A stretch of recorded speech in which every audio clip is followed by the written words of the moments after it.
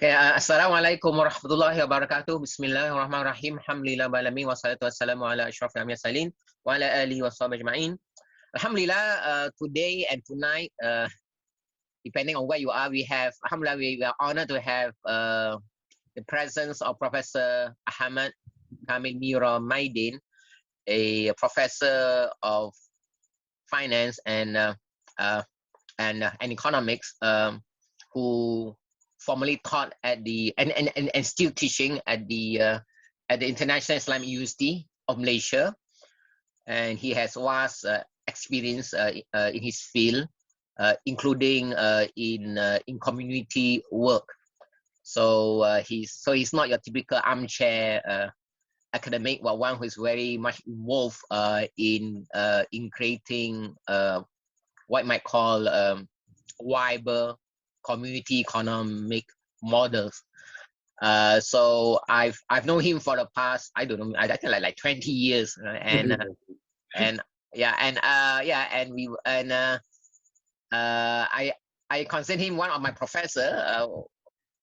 My professor when come to economics and finance, and he was among the first supporter, the first pioneering supporter of the IGE framework, right? And throughout the years we have organized seminars with him. So Professor Kameel, the floor is yours. Okay. Welcome. Okay, thank you so much. Thank you for the kind introduction. Bismillahirrahmanirrahim. Alhamdulillah Rabbil Alameen. Salatu wassalamu ala Sayyidina Muhammadan Nabil Ummi wa ala alihi wa sahbihi ajma'in. Subhanaka la ilma lana illa ma 'allamtana innaka antal alimul hakim. Rabbi shrah li sadri wa yassir li amri wahlul 'uqdatam min lisani yafqahu qawli. Assalamualaikum warahmatullahi wabarakatuh to everyone. I don't know what do you say. Good evening or good morning. Here is evening. Some of you may be afternoon. Some maybe so is everything lah. Good. So thank you very much for inviting me to give this talk, Dr. Adi and Sister Faiza and everyone. And I also see my former student, Brother Jamil Abbas here. Welcome, Prof. Nice to see you again. Nice to see you. It might be, something that you have heard from me, so you can enjoy it again. But basically is on the monetary issue. So let me share the slides. Is it okay, my brothers? Huh? You are co-host, so you should be able to, yes. Yeah, okay. Let me, so I'll go to share screen. And then, so can you all see the screen? Yeah, yes. Okay. So I will use the slides here. So basically the topic is Islamic community currency and payment systems. So what I will do here is, basically, I would introduce this as a complementary money and payment system. Because, monetary issues are highly political. So it's, when we say it's complementary, that means it's not immediately going to play the role as an alternative monetary system. Huh? It's like something parallel. So what are we trying to achieve by doing this? Is in order to achieve a fair, which is a just economy, which is stable and sustainable. So this is the Islamic system must be a just system, and at the same time it must be something stable and sustainable. You know that the whole world is now focusing on sustainable development goals. Why? Because the economy of the world, it has become unsustainable. At least 17 areas we're trying to achieve sustainability. Yeah. So I will cover what I will do is, first I will talk about what is the problem with the current monetary system. Okay, what are the issues? Then we shall look into what is the solution to that, something that must fit in within the Islamic Sharia model, that as a solution. And then how can we achieve that solution given the present circumstances? We are living in a world with such rules and regulations. So what can we do? That is the issue. Yeah, that will I'll cover. Now, the first thing is when you talk about the money, the first thing we need to realize is what is the function of money in the economy. And normally it starts with the circular flow of economic activity. So basically that if you remember in economics, you might have seen this diagram. What it shows is that for every movement of real things, which is goods and services produced in the economy, like as you can see, like as you can see that the goods and services.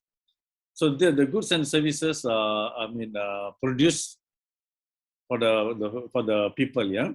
So that's the supply of goods and services from the firms of manufacturing facilities that will produce this, and then it will be supplying to households, as you can see on the right hand side, yeah, to the households. The households, on the other hand, they will supply the inputs, the labor, the capital, the land, and so on, to the manufacturing firms, yeah. So it is a kind of a circular distance. So while the the goods move from firms to households, the households will supply the labor, the capital, and so on. The opposite movement is money. So that's where we get this equation in economics. We call the equation of exchange MV equals to PY. That means this is the monetary side, money times the velocity of circulation is equals to price times the quantity, the real things that we produce. Y is the real output of goods and services. So this is where money comes in, as you can see in the economy. This is a macroeconomic model. Yeah. So every movement of goods and services, there's an opposite movement of money. So this is an identity. So when, for example, the households supply labor, capital, and so on, they're given the income, Y. So the Y is either consumed, spent, and there's a certain amount that is saved. So Y equals to consumption plus savings, yeah, plus savings. So once you consume, that means you're consuming goods and services. Then there's some extra money left, the savings. So what do you do with the savings? The savings will be normally we put in financial institutions, the banks and so forth, yeah. And then the banks, what they do, they will actually channel the savings to the firms and so on in the form of investment. So in macroeconomics, we say that the savings must equal to investment, you know. So this is, you all know, maybe perhaps you all know already. So what is the important, what I'm trying to show here is that the money is actually facilitating the movement of all these real things, goods and services, and also the supply of labor and capital, so on, facilitating the movement of all these things. You see, that is the role of money. So any savings, it goes into financial institutions. So this is where the study of finance comes in.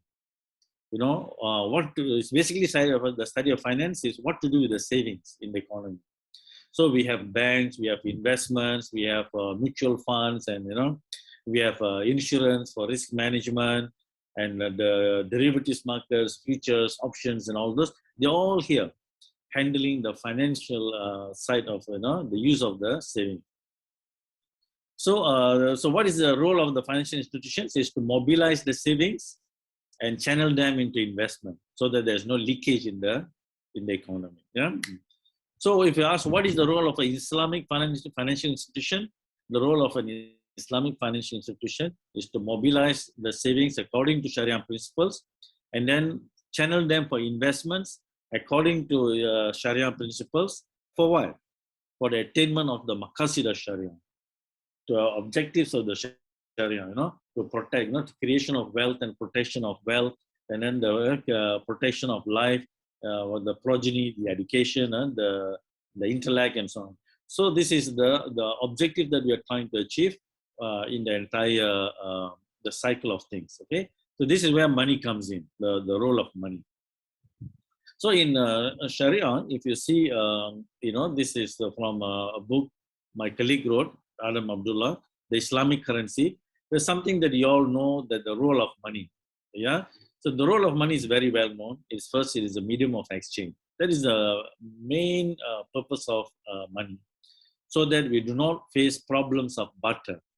Barter problems. That this is very well known, that you must have a coincidence of wants, then the divisibility problem will be there. So how do you overcome this? We introduce money, yeah? So that is the medium of exchange. And then it plays the role of unit of account. That means pricing things, okay? In order to price how much is this, how much is that, and so on. So that's as a unit of account. Then as a store of value. So that means the money must be able to, if I have money, if I do some work, so I've already given work, I got money. If I save it for 1 year later, so then I can buy something 1 year later. So the value, the money preserves my labor that I've already contributed to the economy. I can preserve it and then use it for buying things even a year later, 2 years later, and so on. Is the money, a good money must maintain the value. So that's what we mean by a store of value. And then it's a standard deferred payment for loans and things like that, yeah? And in Sharia, it also plays the role of, in many of the like rulings like zakat, jizya, kharaj, and the blood money and so on. So zakat, for example, like you have certain amount of wealth or money that fulfills the nisab, then you have to pay the zakat for the measurement of that. So there's a role of so in the entire the roles, the two or three, the first two, medium of exchange and unit of account, we say that it provides the liquidity function, that I can convert one asset to another, or even a service to another very easily, that's this thing, the money allows that to happen. So we call that liquidity, that assets can take different form quickly, yeah? Whenever we sell them, we buy them, and so on. So that's the role of money, liquidity. So the providing liquidity in the economy and playing the role of store of value, these are among the most important roles of money, yeah, the functions of money in the economy.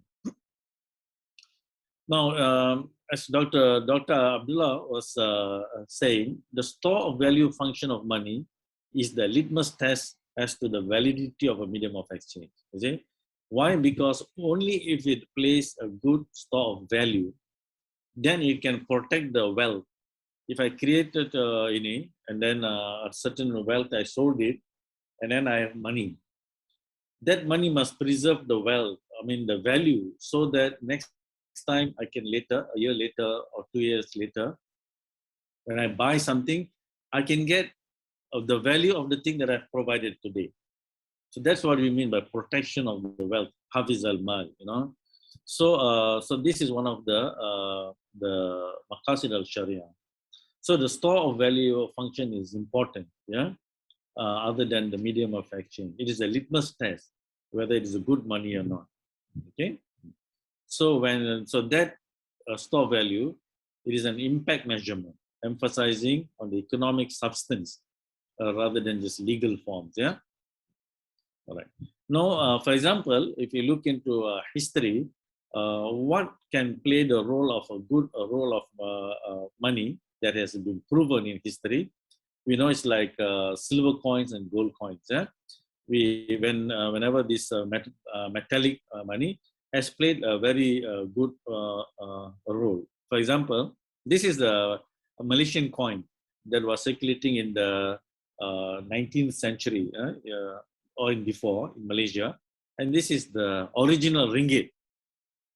You all know ringgit is the currency of Malaysia, right? So the original ringgit is a 20-gram pure silver coin.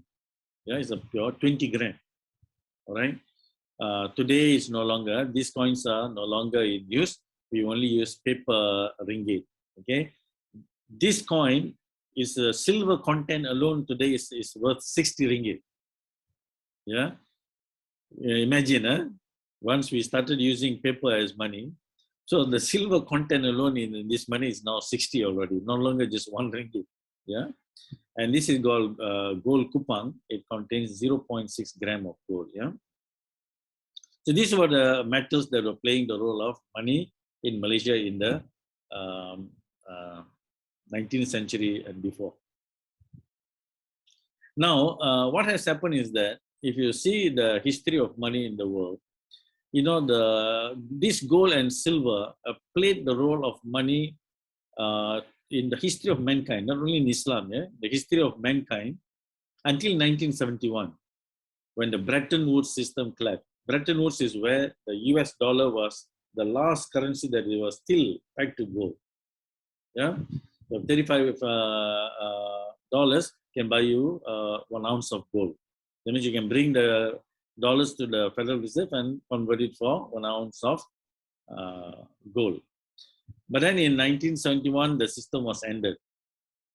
Then the world went 100% throughout the world, just fiat money. Fiat money means simply paper money. Now we have electronic money, where the money is not backed by anything that is real. You cannot bring paper currency to your central bank and request for gold. You cannot say, I want to redeem it for gold. Yeah, no. So this is the system we are living for the last about 50 years already. Yeah, 50 to 60 years already. Yeah. So that is this is the situation. So you notice the last 50, 60 years, you notice that we have been under tremendous, so many economic and financial crises experienced throughout the world in this period compared to periods before this. Now, what is the problem with the paper money, electronic money, is that because the paper money is not backed by anything real, right? It is created mostly, most people we do not know. Everyone thinks the money is issued by the central bank. In reality, no, only a small component is issued by the central bank in the form of notes and coins. Notes and coins are actually issued by the central bank, comprise only about 5%. In some countries, it's very less, 2%. Like England, America, it's about 2% already. In Malaysia, it's about 5%. So who issues the 95%? The 95% of money of most of countries, it is issued by the commercial banks. Commercial banks are private, usually privately owned. The commercial banks issue money when it gives out loans. So when a credit is created, when a bank gives out loan, a credit is created for the borrower. That credit can be now transferred as money in the economy. You see? So 95% of money in the economy is created in this way. It's just accounting numbers, nothing behind. Yeah? And that money will be in the conventional method. It is issued in the form of loans, interest-bearing loans. Islamic banks, they will actually buy their asset or something, and they will sell it to you at a marked up price. Eh? So it is money created out of nothing, out of thin air, and then you buy assets, and then you make a profit on it, and you sell it. So that is the Islamic bank's mode. So because of this, what happens is that if you look into any country, you see this red line here. If you look at any country almost, you will find that the amount of money, and because money is created in the form of loans, and also because of that loans in the economy, you will find them growing exponentially. The total money, the monetary aggregates of any country. You can go back and take the data. If you are a teacher, I used to give this to my students. Mr. Jamil Abbas would have done it, yeah. Where you would collect data for the countries you can get from IMF database and so on for a number of years, and then you can plot and show the exponential growth of money and debt in the economy. Then you look at the real economy. The GDP at a constant price is a measure for real economy. So that will be slightly exponential also, because population grows exponentially also, right? So it will grow exponentially, but then the growth of money will be even higher exponential. So money and debt always grows faster and faster compared to the real economy. And because of the gap, so you get inflation, because more money going after smaller amount of goods and services. That creates inflation in the system.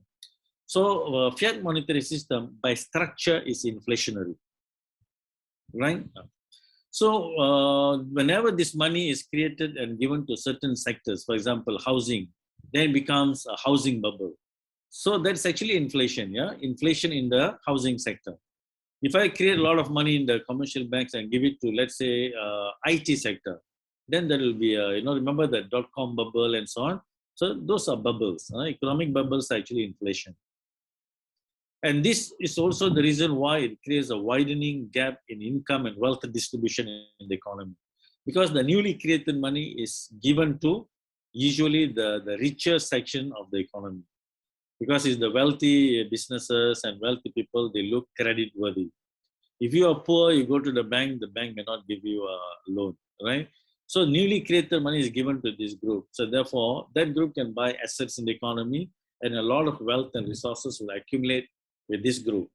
And that's the reason why, by structure of the system, you will see a widening gap between the rich and the poor. The rich will constantly become richer and richer, and the poor will become poorer and poorer. So it is by structure of the design of the system. Okay. So what this leads to is that you can immediately see this is unsustainable, because this portion is exponential growth, the monetary side, because it carries interest, which is basically riba, right? So if you can see in this equation in finance, what you have to pay back, the future value, when you take a loan, the present value is 1 plus the interest rate to the power of n. So this n is exponential. And the riba, the I here, is time, based on time, not based on your productivity or what you produce. No, it is simply based on time. So it's exponential based on time. So the real sector will never be able to catch this or match this.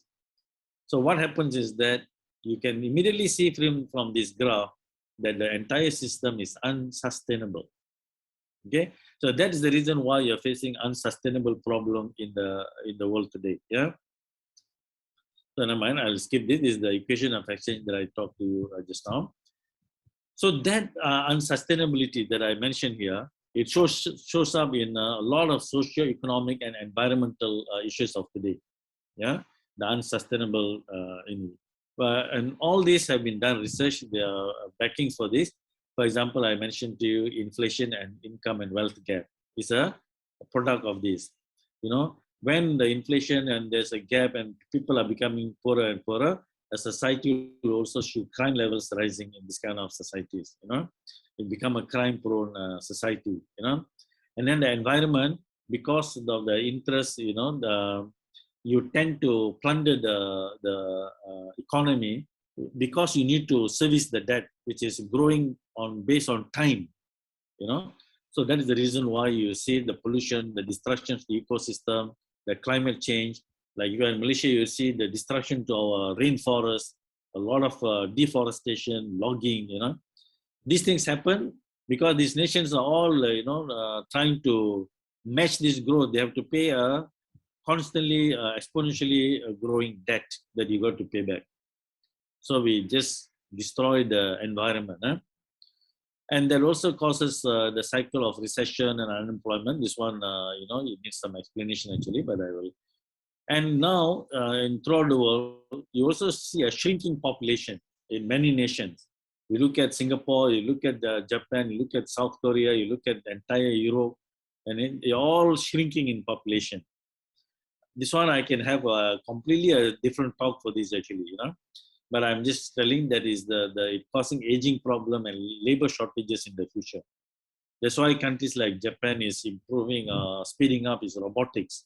It's also related to these monetary reasons, okay?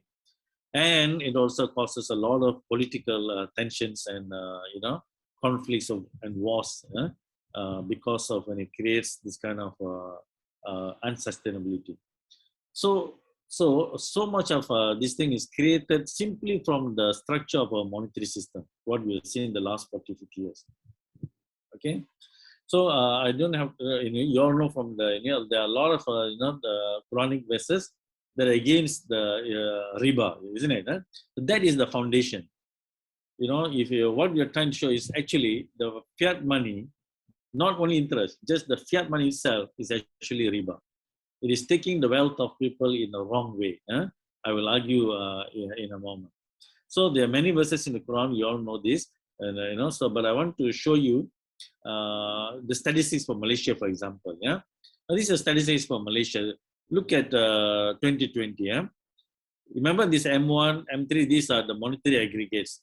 M1 consists of M0, which is the currency notes and coins, plus the demand deposits in the bank. That means money created by the commercial banks, right? M3, for example, it includes the higher, less liquid definitions of money, yeah, like time deposits and all those are added to M1 until you get M3. So you see, for 2020, we had about 513 billion, because it's all in millions. So 513 billion ringgit of M1. So this is normally what we use for payment. We use cash or these things, or we write checks or electronic transfers, which is M1. Look at the real GDP. The real GDP is only 350 billion. The M1 is even larger. The amount of money in the economy is even larger than the size of what we are able to produce in reality. Can you see that? It's even larger than the nominal GDP, not only the real GDP. This number is even larger than the nominal GDP. And the M3, the higher definition of money, is even worse. It's like 2 trillion really. It's 4 times this compared to the real GDP unit. So there'll be asset bubbles everywhere. In this kind of economies, you will see a lot of things. So Malaysia is actually in a, immediately when you see a statistic like this, you can tell, oh, Malaysia will be deep problems, economic problems when you have this. Yeah. What kind of problem? You see the housing, for example. This is the data for housing in Malaysia. Housing, this is a 20, it's a data 6 years ago. We're talking about 6 years ago when Khazanah Research Institute is a government-linked institute. When it did study, it found that the Malaysian homes are already seriously unaffordable. That was 6 years ago. Now we are already in severely unaffordable situation. So for the younger generation, the home is becoming unaffordable. You see, these are all bubbles. And then at the same time, you see household debt. The household debt to GDP surges to new peak because all this money is growing as debt. When you talk about growth in money, it's all debt. So it's a new peak, household debt to GDP. So people are becoming increasingly indebted. You know, their loans are rising, the homes are unaffordable, right? And then you see not only households, but the debt of households, businesses, including government. Yeah, including government also rises. Imagine, households, businesses, government, all their debt is rising. And we know in economics or even in accounting, for every debtor, there must be a creditor, right? So if households are becoming debtors, businesses are becoming debtors, government is becoming a debtor also, increasing, public debt, right? So who is the creditor in the system? You will find the creditor in the system is no other than the banking system, the commercial banking particularly, to whom we have given the right to create money out of nothing and give out as loans. So that they are the creditors in the system. Yeah. So this has brought the whole world to an unsustainable situation. That is the reason why even in the United Nations and everyone we're talking about sustainable development goals, because nobody asks why are we having this problem today, right?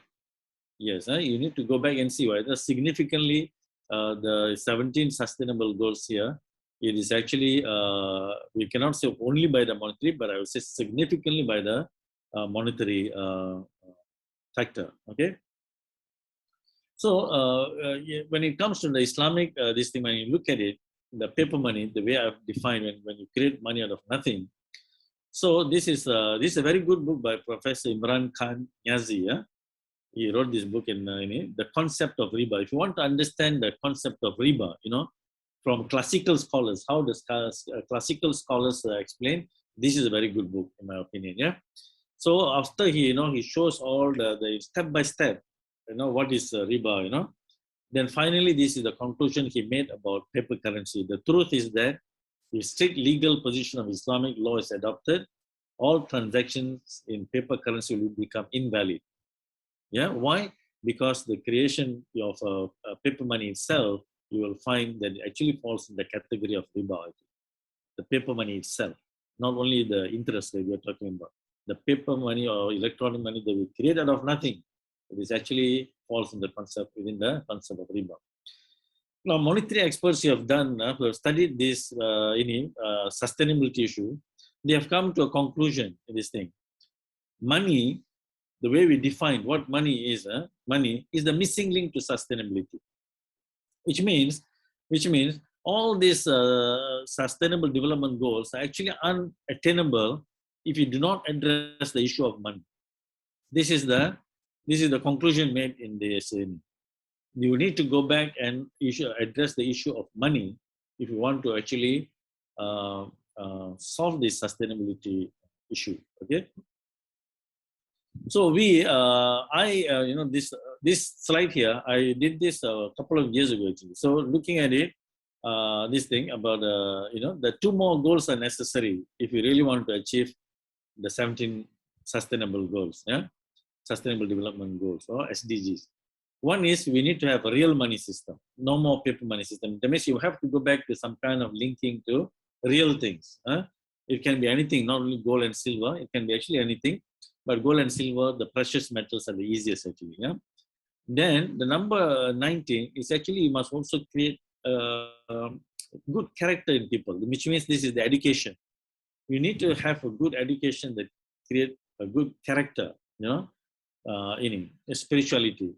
And surprisingly, I'm already they're not so active in the International Islamic University, but the International Islamic University has taken this as the their role, spirituality as one of the sustainable development goal. But they call it the goal number 18, okay? Because they are not talking about a real money system. And I say you need the real money systems also in order to attain the sustainable development goals. This is what is the Islamic solution to the entire thing. What is real money systems? Yeah. So the real money system is what I would like to show you and how to design it. Yeah, designing an Islamic community currency and payment system. Okay, and it's something that has to be within the current system. Yeah. So I see it. It's an Islamic gift economy, but based on wakaf model. What are we trying to achieve? I always say baldatun tayyibatun wa rabbun ghafur. So this is like the people of Sabah. Remember, the kind of where it's abundant prosperity, shared prosperity between all people, and a lot of rahmah and forgiveness from Allah Subhanahu wa Taala. This is what we are looking at. So where we are trying to achieve the gift economy. So I have done, put a lot of thought into the development of Islamic economics. I've been a student of Islamic economics since 1983, when I first joined the International Islamic University. And then until today, we have not really seen a true Islamic model out there, right? So the reason I came to conclusion is basically significantly is because of the monetary system prevents us from achieving that. Okay, but there are 2 other elements that are necessary for us to achieve that also. One is an Islamic education integrated with science, skills, and character building. We need to look at this. I'm also doing a research in this area. One day, if we have time, we can even talk. This is also quite an interesting topic. And this is the topic now I'm talking to you all, how to create the riba-free money and financial transaction. This is, it is fundamental, okay? But it's highly political, this one. This is highly political. Then the last one is the wakaf-based economy. The economy we are trying to structure needs to be embedded with, other than because social, the zakat is there, is obligatory, it is there. But the wakaf system is, it is sadaqah and wakaf system are not obligatory. But when we structure the economic system based on that, it provides a very good social security for everyone. It creates a gift economy. It counters the riba system, which is very oppressive, creates competition is a very stressful economy, as you can feel today, right? But the wakaf-based gift economy is exactly the opposite. So this, and now the first one and the third one, we can easily do it within the existing laws. But the second one is a bit political. Yeah. So what we are actually trying to achieve for you, to just to summarize, in a summary, it is basically, as Allah subhanahu wa ta'ala says, whatever I'm trying to think is the success. The success is when Allah subhanahu wa ta'ala says, وَمَا خَلَقُ الْجِنَّ وَالْإِنسِ إِلَّا لِيَعْبُدُونَ. Allah subhanahu wa ta'ala created us to worship Allah subhanahu wa ta'ala, man and jinn. So what we need, whatever we design, then how do we do the maximum this thing, the ibadah to Allah subhanahu wa ta'ala to everyone. So that's why those three. The first is we have an education system that prepares you with the education, religious education, teaches you ibadah, akhlaq, and so on, and also builds the skill. You must be a professional and then at the same time a good Islamic Muslim believer and practicing Muslim, right? So you must have both the skill and at the same time the religion. This is what we must produce, the education system. So this is the fundamental for economic development. Okay, then I have a different skill, you have a different skill, that person has a different skill. So each one of us are producing different things, goods and services. How do we exchange so that we become, we can grow, the standard of living between us can grow. So this is where the monetary system comes in, the riba-free monetary system. So the role is to facilitate and ensure a just, stable, and sustainable exchange and sharing. So that's why, if you notice, like you say, we are doing so many things. I'm using this computer, I'm talking to you, I'm wearing this shirt, I'm having this spectacle, I may have a pen. I do not know how to make any one of them. I do not know how to make any one of them, but I own all of them. You see, so how did I get this shirt? Somebody with the knowledge, of making clothes, they made it for me. Who made this watch? Some other people. So 99.9% of things that you own, you do not know how to make them. Yeah, we gain them through this exchange process facilitated by this monetary system. This is why the monetary system is important, right? Then, in order to help those who are underprivileged, those who are not privileged like us, for example. So that's where the zakat comes in. Help those who are in need. Help those who are poor, the fakir, the miskin, the one in debt. Help them first. By structure, you must go and help them first, right? Then when you have the last in the zakat, you say fi sabilillah. Fi sabilillah intersects with wakaf.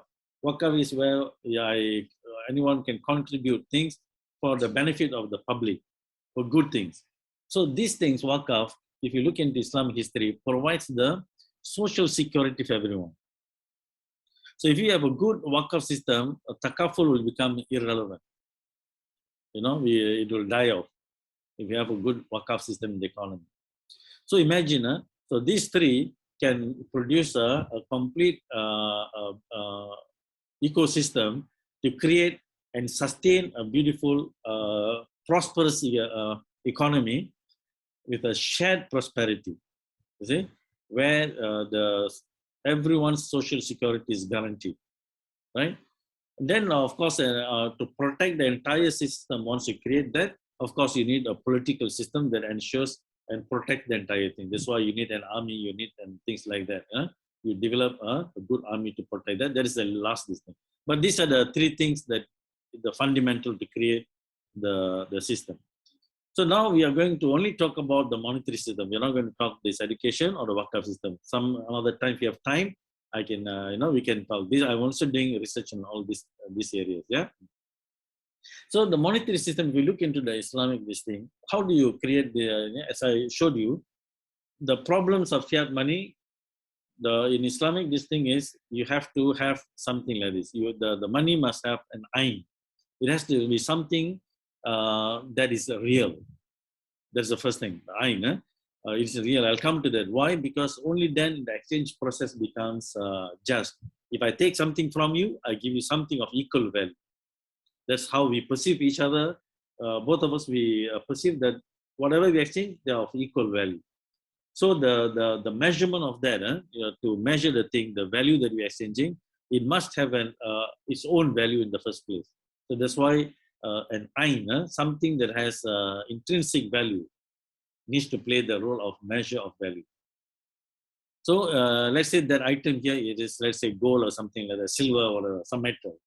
So if I use the metal, okay, this thing has an iron, so I will make it into a standard unit. For example, a dinar. A dinar is 4.25 grams of gold. Dirham is close to 3 grams of silver, right? So if I make that, and let's say you have a watch, yeah, item A, let's say is a watch, and I have a gold coin here, or a dinar here, 4.25 grams of gold. So let's say you say that we both of us think, okay, your watch is 1 dinar, the value of gold, yeah. So I have that 1 dinar, 4.25 grams of gold. So I give it to you, and I take your watch from you. So you take the coin. That coin is not something that you can find on the ground. Yeah? The gold coin in the coin is actually extracted. You need to go invest in mining. You know, it takes effort to bring out the gold from the earth and then finally make into a coin there. You know? So labor has gone into the creation of the gold coin. Yeah. So that's why labor is being exchanged for labor, actually. Yeah. So this thing, the labor content of the creation of the watch. Now let's say I have a book here, a very expensive book. The value is also 1 dinar. So when I value this 1 dinar, this book, I'm using it as a unit of account, kind of a measurement, a measure of value. And this is also 1 dinar, the watch. So let's say you have the watch and I have the book. We can also exchange, because both of us think it has an equal value of 1 dinar. And I want the watch and you want the book, so we can exchange it. All right. So this is how the valuation comes in the economy. And gold, it is a very good store of value. It has including silver. We have about 2,000 years of data. Remember that I quoted to you the work by Dr. Adam Abdullah just now. Dr. Adam Abdullah, he has data for 2,000 years of data of commodity prices in the Islamic Caliphate time, in England and also in America, in 3 places for 2,000 years. When you check the pricing of commodities relative to gold and silver, is an amazing constant. But before Dr. Adam did, there was another professor in the University of California, Berkeley. He did, his name is Roy Jastram. He had 400 years of data. And he also, when he checked for price of commodities relative to gold and gold, it is he found it to be a constant. That's why he named his book The Golden Constant. So you see, for 2,000 years, the coin can preserve value.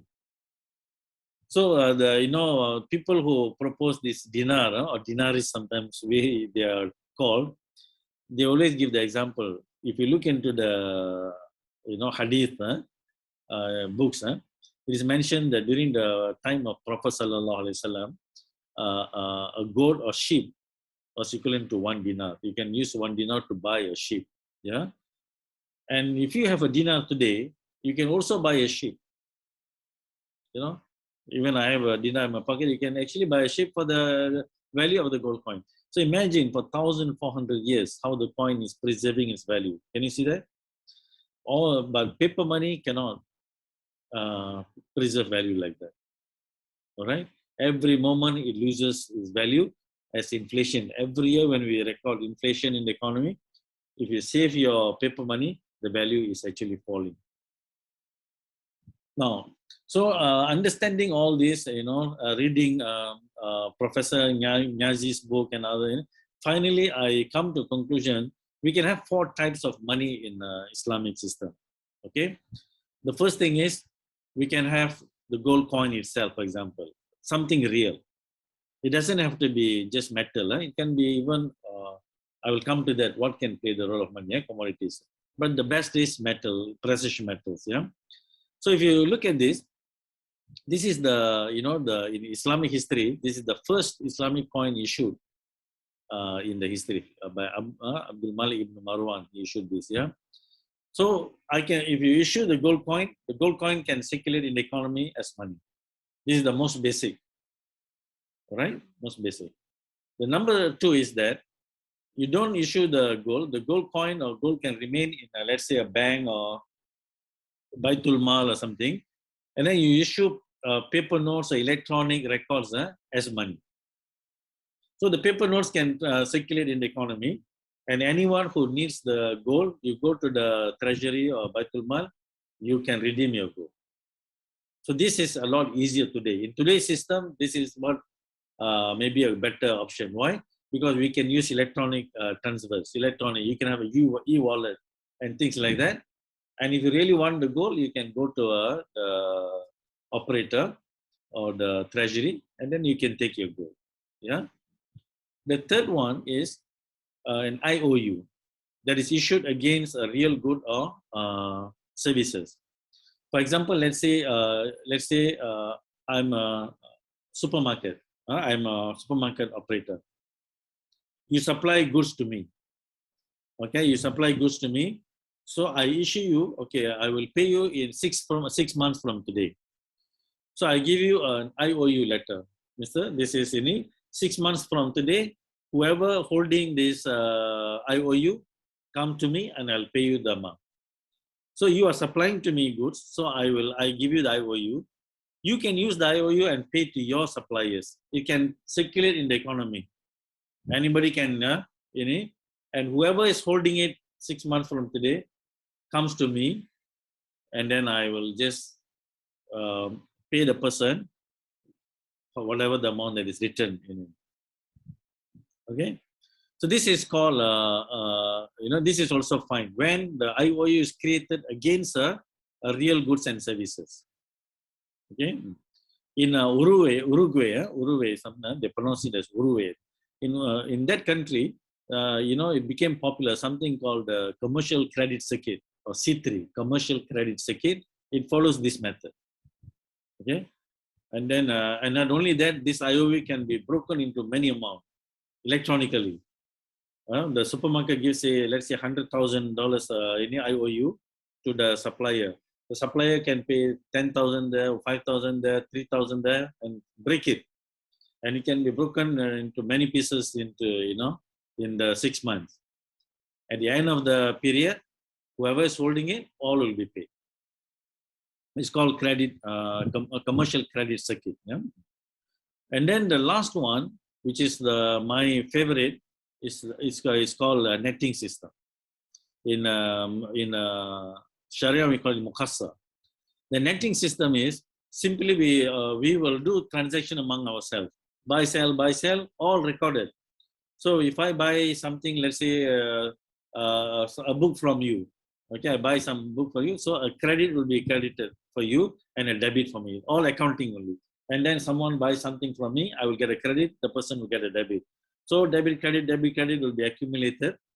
Let's say at the end of the month, we see what is the total debits and credit for myself, net off.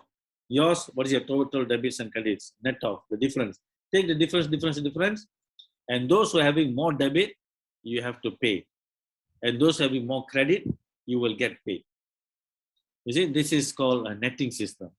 What is the advantage of that? There's numerous advantage by doing this actually. It is a credit system, yes, but it's not based on interest. So sometimes we have to be careful. People, the moment you talk credit, people say, oh, Islamically cannot know. Interest-based credit it is not allowed. But credit by itself is okay, right? So we'll just do the credit transactions and then we net off. So there are many types of Muqassa that if you are like, you can go into the Sharia principles and then you can go and look into Muqassa. I have written one paper last time with my former student, how you can use Muqassa to create an Islamic, truly Islamic credit card. Because today's the credit cards are actually, they mimic the existing credit cards, yeah. So you can Google and then you get the paper, okay. So many things can be done using the Muqassa. Almost nobody has done, products created using Muqassa. So the netting is a very fantastic system. Okay, now just to give you an idea, must we use gold, only silver, precious metals as money? No, as I mentioned to you, anything we can use as a measure of value or money. That must have a good, for you to have a good money, it should have these characteristics at least the first 5. First, it must have accepted, that means it must have its own intrinsic value. Accepted because it has its own intrinsic value. It has value on its own. Then it must be divisible. I must be able to divide it into small units so that I can buy small things, I can buy big things, you know. And it has to be homogeneous.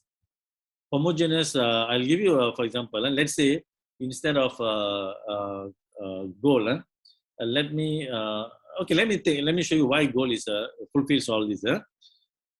Gold has intrinsic value. It's accepted by anybody. Even if you bring your gold to almost any part of the world, people will value it. Okay, you can convert it into the currency of the country if you have gold. Yeah, it's divisible. I can divide the. See, if I have a gold bar, I can divide it into exactly half. If I have to give you half or quarter or small, you know, I can just cut them into any small pieces. For example, if I cut it into half, I don't have to ask you which half do you want, because they have exactly the same value in content. We call that homogeneous. Homogeneous means if I cut it into half, this half is exactly the same value of this half. We call that homogeneous. And it's durable. It can last long, hundreds of years, thousands of years like gold. Very durable. It's mobile. I can easily bring it. If I have a gold coin, I can easily bring it here and there. It's very mobile. The moment you have these 5, you can play the role of money. If it is rare, it is an additional benefit. Like gold is very rare. So small quantity has high value because of that. You see?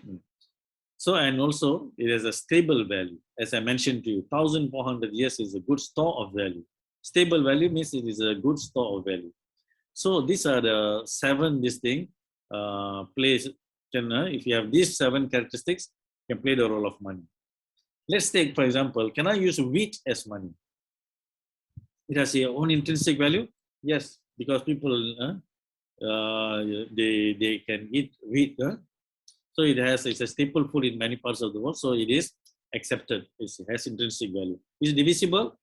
Yes. If I have a cup of wheat, if I exactly make them into half, divide it into half, I don't have to ask you. So, yeah?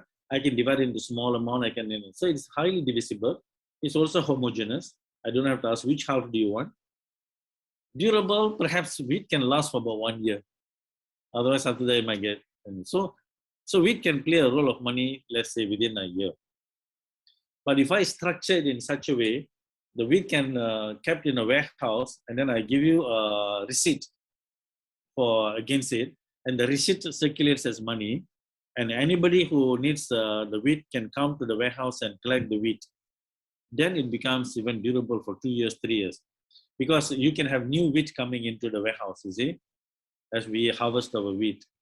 So in that way, you can structure it and make it into a more durable structure for the wheat. And it becomes mobile. We can increase the mobile by using the receipt. So the receipt can circulate. The wheat need not circulate. The receipt will circulate, and whoever needs the wheat can go to the warehouse and collect the wheat. So yes, excuse me. So wheat also can play the role of money.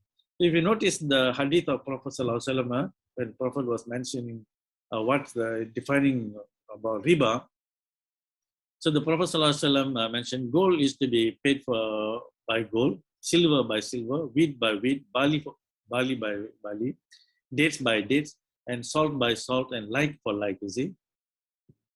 So if you see all these items mentioned by Prophet ﷺ, 1, 2, 3, 4, 5, 6, you find all these items, they fulfill this criteria. They fulfill all these criteria, and indeed all these 6 items, they did play the role of money at one point or another. But gold and silver, they dominate all of them. Why? Because gold and silver can last for very long periods of time, right? So this place the dinar, and this was the dirham as the main in But if you want to structure monetary using barley, by all means go ahead. Dates, by all means. So what about if I want to use olive oil, let's say for Palestinians? Can we use? Of course. Because the olive oil also fulfills all the criteria. Even petroleum fulfills all the criteria that you mentioned. So all these items, they can play the role of money in the economy. So when we, I'm not sure whether I need to go. This is a bit. Let me skip this. Yeah. Later, if you want to ask, we can come to that. This is simply to show. I was looking at Bitcoin, cryptocurrencies, and things like that. What is an acceptable money in Islam? But maybe we can look at that. Because otherwise it will be not too long for you, Now, what we need to now to solve that, what are we trying to solve by introducing the real money? Why gold and silver or this thing? The moment, remember just now I showed you the red line that was going exponential like this, and the green line is the real economy. So to make the this thing economy stable, just and stable, the red line and the green line must move parallel. The red line should not, go off tangent like this. They should grow in tandem. So how do we do that? The first thing is the money must be real. It cannot be a fiat money. Then this thing, and the second thing is that there should be no interest charges.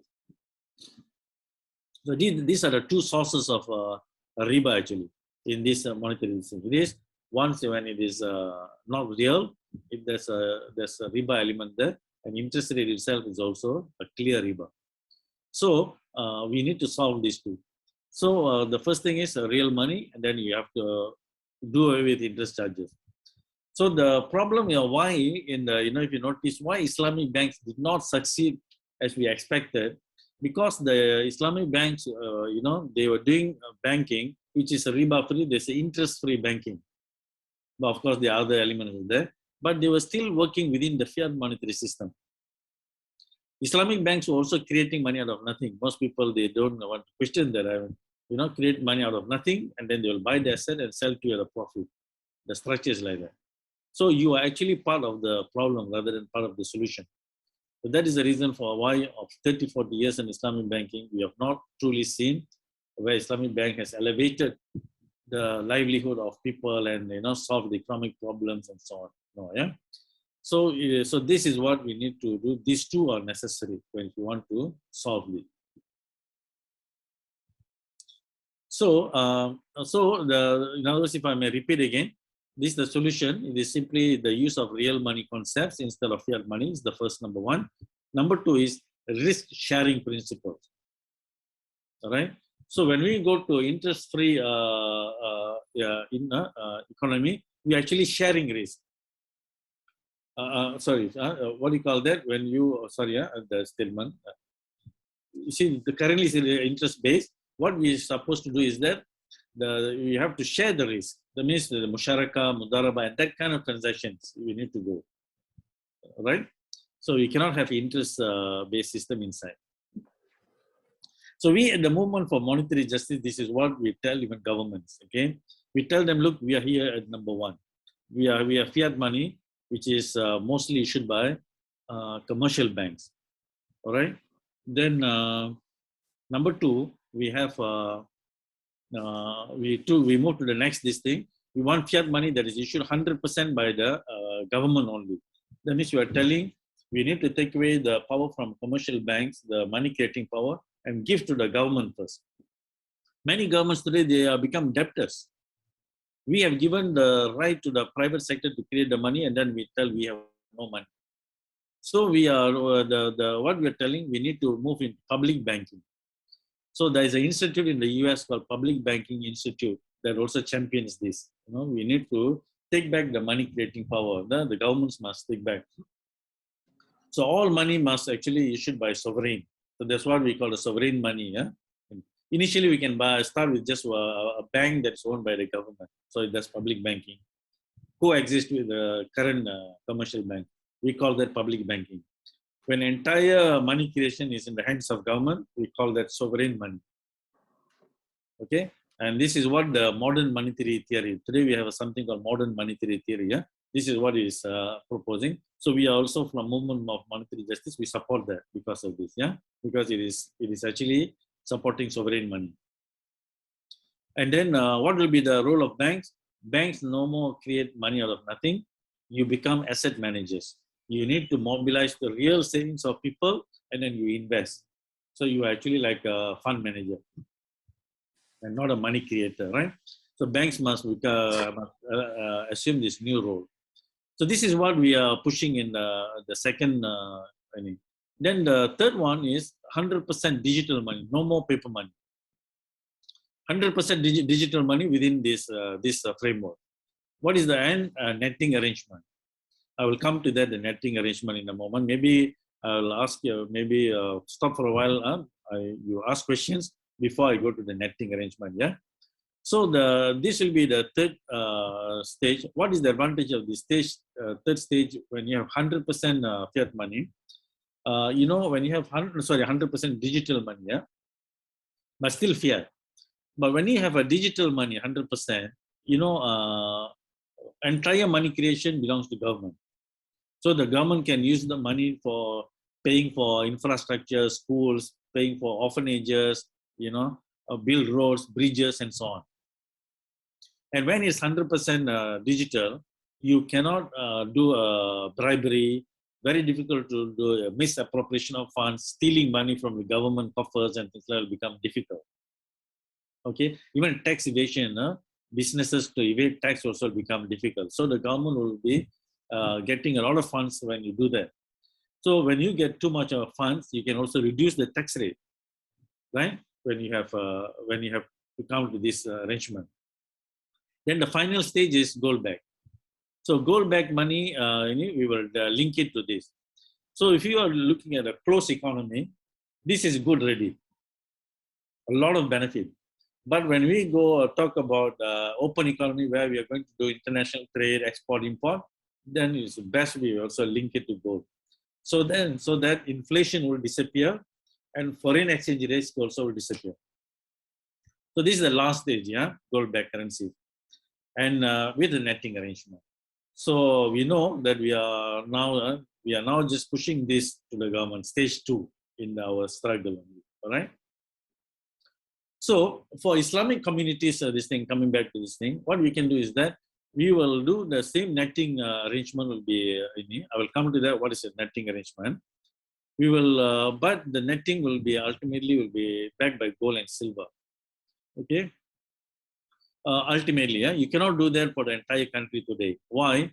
You see, I can justify gold as money. As you notice, I was justifying gold, isn't it? So I can justify gold as money economically. Even Bretton Woods all were bimetallism, gold standard, they were all gold backed, right? So historically, we know from even religious perspective why it is a Sharia money. Scientifically, I can argue why gold and silver is the best money, right? And so forth. But I cannot justify politically. Politically, you cannot justify gold as money today. Why? Because the fiat monetary system is in the advantage of countries like the US and so on. And US is a strong military power of today. So anybody who wants to challenge the dollar, you go into gold, then you're actually challenging the hegemony of the dollar. If you have a very strong army, maybe you can fight. If you can, ready to fight with the US or what, then you might be able to bring gold as money. Otherwise, you better follow the international monetary system until the system is unsustainable. And we have actually come to that unsustainability. In year 2000, our former Prime Minister Tun Mahathir wanted to go for a gold dinar for international trade settlement. But foreign powerful countries warned him not to go. So he backed off. But unfortunately, like for example, Saddam Hussein, Arwa, right? He wanted to sell the Iraqi oil in euros. So that is threatening the position of the dollar, fiat dollar. You see, so you threaten you must have an army to protect your but you couldn't. That's why what happened to Iran. Same as Gaddafi also. Why? Because he wanted to create a pan-African currency backed by gold. So he was also in, right? So in Malaysia, he backed off because we do not have the army to support this kind of But China, ultimately, after developing its army, finally China showed that it can do it. A couple of years ago, China did not a petro yuan. That means buying and selling of petroleum in yuan, backed by gold. You can Google, petro yuan backed by gold. So why China was able to do that? Because they built the army first. And the fact that so far, until today, there's no war between China and US, that means China has developed its army to a certain extent that it cannot. So you see, so it is all politically linked. You have to understand that when you can do, when you cannot.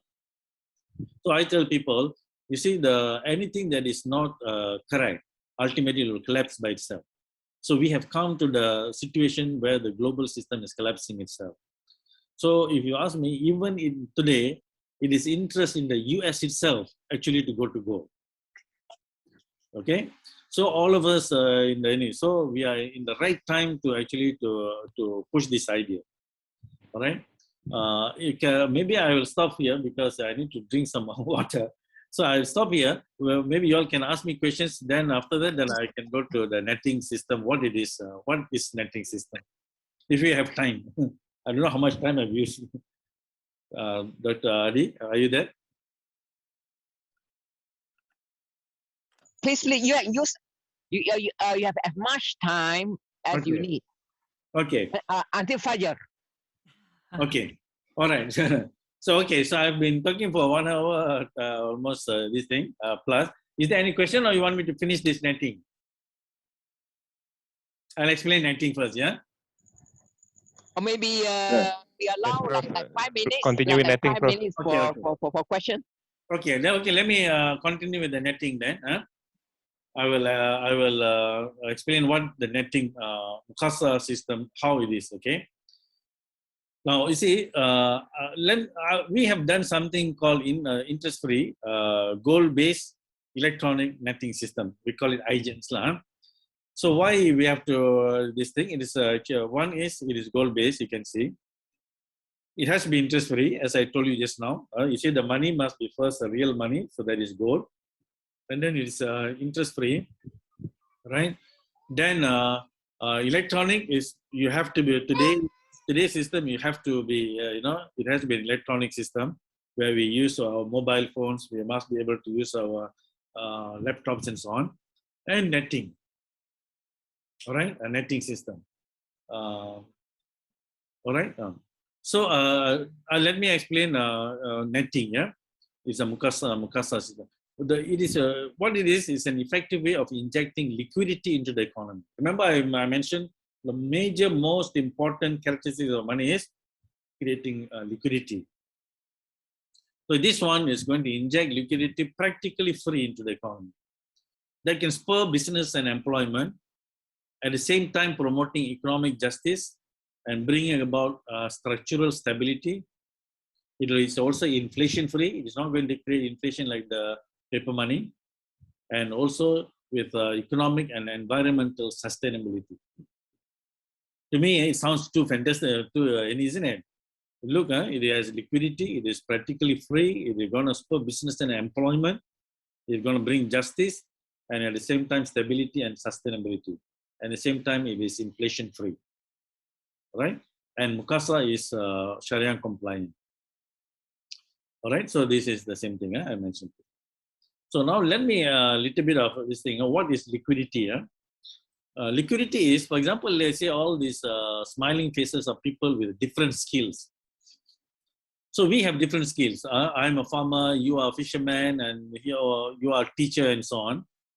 So when money is properly distributed, so money is today is something abstract. It's nothing real actually, right? But when it is properly distributed to everybody, so we can easily exchange our things that we produce. I'm a teacher. You send all your children to me. I teach them. You just pay me the paper money or electronic money that you have. So I provide my services already. Now I have money. I need to buy some vegetables. I go to the farmer, I buy the vegetables. I use the money from the fisherman, I buy the fish, and so on. So when money is properly distributed, which is something that's abstract, it's not even any. It spurs business exchange and so on. So when money is properly distributed, we say it has good liquidity in the economy. Everyone is able to exchange their goods and services easily in the economy. All right. Now imagine, let's say in the classically, people were using gold and silver as money here. So some of these are gold, some of these dollar signs are silver, for example. So when it's properly distributed, then you have the economy will become vibrant. That is the reason in Islamically, if you ask me, why we are not encouraged to hoard money. The moment you hoard money, keep money in under the pillows or things like that, then the liquidity in the economy is diminished. So economic activity will be diminished the moment we just keep money. So it is important to keep it circulating all the time. So that is the idea. So let's say these are all gold and silver in the economy. Yeah. Suddenly, let's say someone tells, okay, silver is no longer money. And this happened in history. Huh? For example, demonetization of silver in 1873 in Europe, and also it happened in America also. So when someone by law comes and says people cannot use silver as money, only gold as money, imagine one rich guy has a lot of gold. The others were all poor guys who had silver. So all the silver guys now they cannot trade. They cannot buy things. Even though, right? So only those with silver, gold now can buy. So immediately you reduce liquidity in the economy and the economic activity all will go down and the economy can get into recession like this. So what will these people do? They have skills. This guy is a fisherman, for example, but he cannot buy anything ready, but he needs to buy something. What he'll do? He will have to go to the one, there's a lot of gold, borrow the gold, and then only can transact in the economy. This guy, he's not going to give his gold lend his gold for free. He'll say he will want interest. You see? So can you see in classically why anybody would come with such a law? So it will enrich those people who are rich already. Those who have a lot of gold, now they can lend the money for interest. So the lending is increasing liquidity. So in today's system, when people borrow money from bank, it is actually from the borrowing that we actually create liquidity in the economy. So in the present system, liquidity in the economy is mostly comes from the borrowing that people make from the bank. That means the bank lendings at interest. So liquidity actually carries interest in the economy in the present system. All right. So this is the issue. So in recession also, a lot of time, why the economy goes into recession? Not because people don't want to work. People want to work during a recession time. Those unemployed guys, if you ask them, they'll say, yes, we're looking for a job, we want to work. And people have needs to be fulfilled. So people have needs to be fulfilled. People want to work. So what is stopping them producing what things people need? Basically, it's lack of liquidity in the economy. That's the reason why in the recession time, governments will go expansionary monetary policies. When they print money, we call it quantitative easing, and different methods of increasing back money in the system. You see? So this is how we increase. So in an Islamic economy, you must always remember, we must make sure there's always enough liquidity in the system, and the liquidity must be properly distributed with everybody. Everybody must have whatever we call money that I need. Anytime I can easily exchange. This is what the netting system will provide. I'll give you an example. This is an example. Here you see, this is Mr. Chong. He's a contractor. He builds homes, renovates buildings, and so on. And here is a man, Mr. Said. He's a brick manufacturer. He manufactures bricks. And this man, Mr. Muthu, is a spice trader, producing spice. Now, let's say in economic situation, he has $15,000, all right? But he needs to buy bricks worth $20,000 to build something. So he doesn't have enough money to buy the $20,000 of bricks. Now here, Mr. Said, he has $1,000 and he wants to, buy spice from Mr. Muthu for $5,000. He wants to organize a function, a wedding function or something. So he wants to buy spice for $5,000. So not enough money. Only he has $1,000 on. Now Mr. Muthu has been doing trading, just like a small stall by the roadside. He now wants to build a small shop. So he wants to do this thing. He wants to employ Mr. Chong here. He sells his, his services for $10,000 to build a shop. But Mr. Muthu has only 5,000 ringgit in his possession. So all of them cannot, no transaction can take place because all of them have not enough money, right? So what in netting, what we do is that we give each one of them a credit limit, just like your credit card.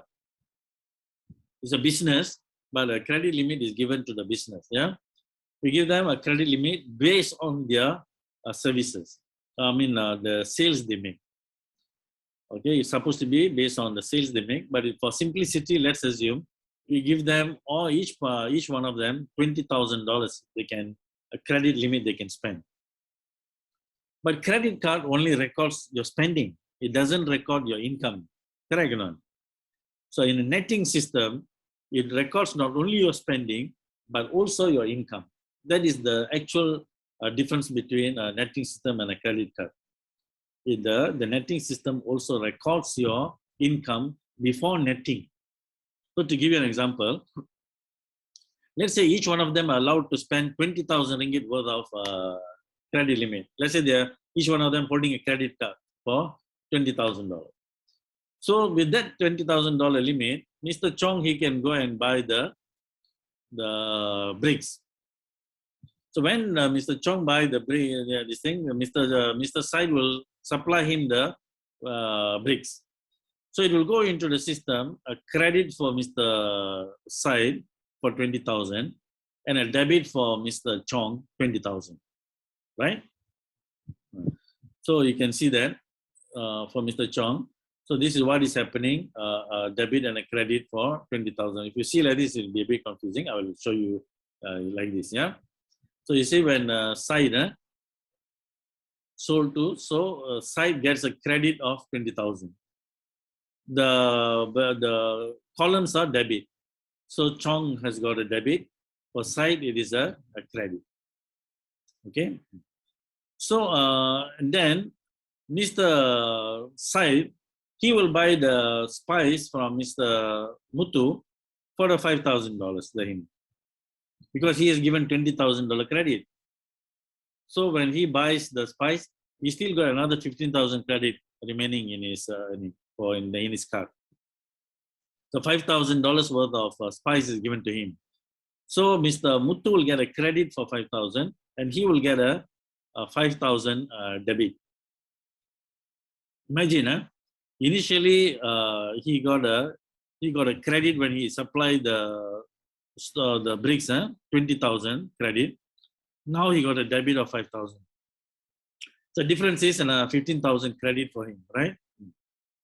So similarly, Mr. Muthu can call Mr. Said to build his shop for 10,000, even though he actually got only 5,000, right? So Mr. Ini will come and build his shop. So he gets a credit for 10,000 and Muthu gets a debit for 10,000. So when we put that in a matrix like this, this is what in here. Said gets a credit for 20. Chong gets a credit for 10. Muthu gets a credit for 5. These are the things they supply. Said gets a debit for 5,000 because he purchased from Muthu the spice. Chong gets a debit, 20,000. Why? Because he bought the bricks on credit. And Muthu, 10,000. So this is the total credit for Said. This is the total debit. So next what is it? We will take the difference. 20 minus 5, 10 minus 20. 5 minus the 10 like that. So when you put like this is what happened. So this is what we call netting. Total debit, total credit, total debit, the difference is the net. So side gets a 15,000 positive, Chong gets 10,000 negative, Muthu also gets 10,000, 5,000 negative. So the total negatives must equal to the total positive. So what happens is that 1 month later, they all got to settle the account. So we will, Muthu got to pay to the operator, Muthu got to pay to the operator 5,000, Chong got to pay to the operator 10,000. So the operator will get 15,000. So the 15,000 will be paid to is the side. So you close this thing. So you notice what has happened is that so much of a total of 35,000, you see here, a total of $35,000 of transaction have taken place with by using only $15,000. See, 35,000 transactions using only 15,000. But when thousands of people in the economy transact, thousands of businesses transact, and not only one transaction like this, each person may have many transactions among themselves. So large amount of trade transactions can be net off, and you only settle this thing with a small amount of cash. You only need a small amount of cash.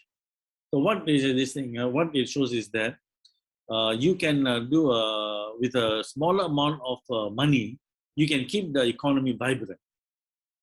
This is what netting is all about.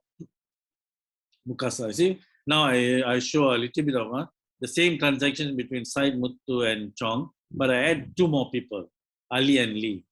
Then they had many transactions among themselves, right? So finally, you notice in this $45,000, about $45,600 of transactions have taken place. But when you net off, you need only 14,600. So you see, a large trade balance can be net off with a small amount of cash. So this is how the benefit will happen by netting. All right. Now let me show you another example of how a netting system can help in the current system. Yeah. During a recession, remember I mentioned to you, during a recession, there's lack of money in the system, right? Lack of money. So when there's a lack of money, let's say he is a person unemployed. He is, he's really unemployed. He's willing to do any job. Here is a rubbish all over the place, uncollected, because the government doesn't have enough money to pay for rubbish collection. So rubbish all over the place. Here is a supermarket with sluggish business. They say, profit is low. When profit is low, they also pay low taxes to the government. So everybody is stuck, the entire economy is stuck like this. So normally when this happens, how the government will solve is that they go to the money market and then they borrow. Government may issue bonds. So when government issue bonds, actually they are borrowing money at interest. Or they can also borrow from the financial institutions like World Bank, IMF, or something. They can borrow money from outside also. So when government borrow money, they have to pay interest on it. Then when they borrow money, they have money. Then they employ this guy. So this guy now starts to work. He cleans the streets. So now the streets are all clean. Then with the money he receives from the government, he can patronage the supermarket. He can buy things. The supermarket will be happy because now the business is improving. Now it will pay taxes because they made a lot of profit. They pay taxes. So with the taxes, the government will pay back the loan. So this is how the cycle is started. But you see, the government not only pay back the amount they finally, from everybody, they collect the tax and pay back the loan. They have to pay interest on it. So to pay interest to the what the government must do, they have to charge extra tax on these people. Extra tax also. Because it has to pay the interest portion to the. But today's system, the banks and they are creating money out of nothing. Why can't the government, just create the money and solve the problem, you see? So that the businesses and individuals do not pay higher taxes. That is the issue. So in netting system, it is simple. You don't have to borrow anybody from anybody, in netting system. The government need not borrow any money. What the government do is that it will just employ the person and you start cleaning up the street. So when he cleans up the street, he gets a credit, the government gets the debit. Just like in the netting system. So with the credit given to him, he can go to the supermarket and buy things. He is given the credit limit according to his income. So he can go to the supermarket and just patronage this thing, and the business will be making profit. So it has to pay taxes to the government, right? So government will get the credit and the business will get a debit. So end of the period, we net off everybody, and then we just settle everyone. So the economy will keep moving without any borrowing. Government need not tax people to pay, there'll be never a shortage of money in the system. Why there'll be never shortage of money? Because everybody has a credit according to their skill, their revenue, and so on. So just using the credit card, I can now spend it. You see? So and others also can employ me. Then when I give my services or when I sell my product, I will get a credit. So my debit will be net off with my credit. So there'll be never a shortage of money. So liquidity is enhanced in the economy. And everybody has given the liquidity according to how much of goods and services they bring into the economy. You see that? So the chances that the economy can get into recession in this kind of system is very low because there is always enough liquidity in the system. It is the interest portion that destroys the liquidity when the debt grows. You see? So that is the benefit. So benefit of netting is that first, as I mentioned, there will be no shortage of money, which means there will be enough liquidity. Increases the liquidity. It provides abundant liquidity cheaply. In the current system, the liquidity is provided through the lending of commercial banks at interest. So the economy is paying the banking system interest in order to have liquidity. And we, in this system, no. Right? You don't have to any. One moment. It provides abundant liquidity cheaply, as though the right to create money is vested in the hands of every single person, not just the banks alone. As though every single person in the economy has the right to create money according to the person's ability to bring goods and services into the economy. And therefore, once the liquidity is increased, it promotes trade, as you noticed just now. It is simply people buying and selling goes on. When this buying and selling goes on, it keeps employing people. Employment is sustained, and the banks, the businesses make profit. When businesses make profit, governments make taxes. They enjoy taxes. You see, so the netting has a lot of benefits for individuals, businesses, and the government. So netting is like producing the amalgamated accounts of all parties. So it's like, if you are an accounting student, you know that when you do amalgamated accounts or consolidated accounts. So when you consolidate accounts, the debits and credit between parties, they get cancelled. That is what is happening here. When you keep them separated, you need money to solve all these things. But when you combine them, the need for money gets cancelled out. So the netting basically monetizes real assets. So you realize, in reality, in a real economy, money is actually what? It is actually the goods that we produce, the skills that we have. That is the real money. So that is the reason the education system is the most important thing in economy, that we create people with skills. So the moment you have created people of skills, you are actually never a poor country. Today, many governments, they do not understand this. They think, well, we are a poor country because we don't have money. Whereas they have a lot of natural resources sitting under they have thousands, billions of people, countries like Africa, like countries in Bangladesh, Indonesia, with so many people. People are assets. They are not a problem. This thing, you'll realize, hey, that means people are really asset for the nation. Yes. The only thing is that you must give them good education. Invest in education so that they have skills. right? And you'll realize that is the real money.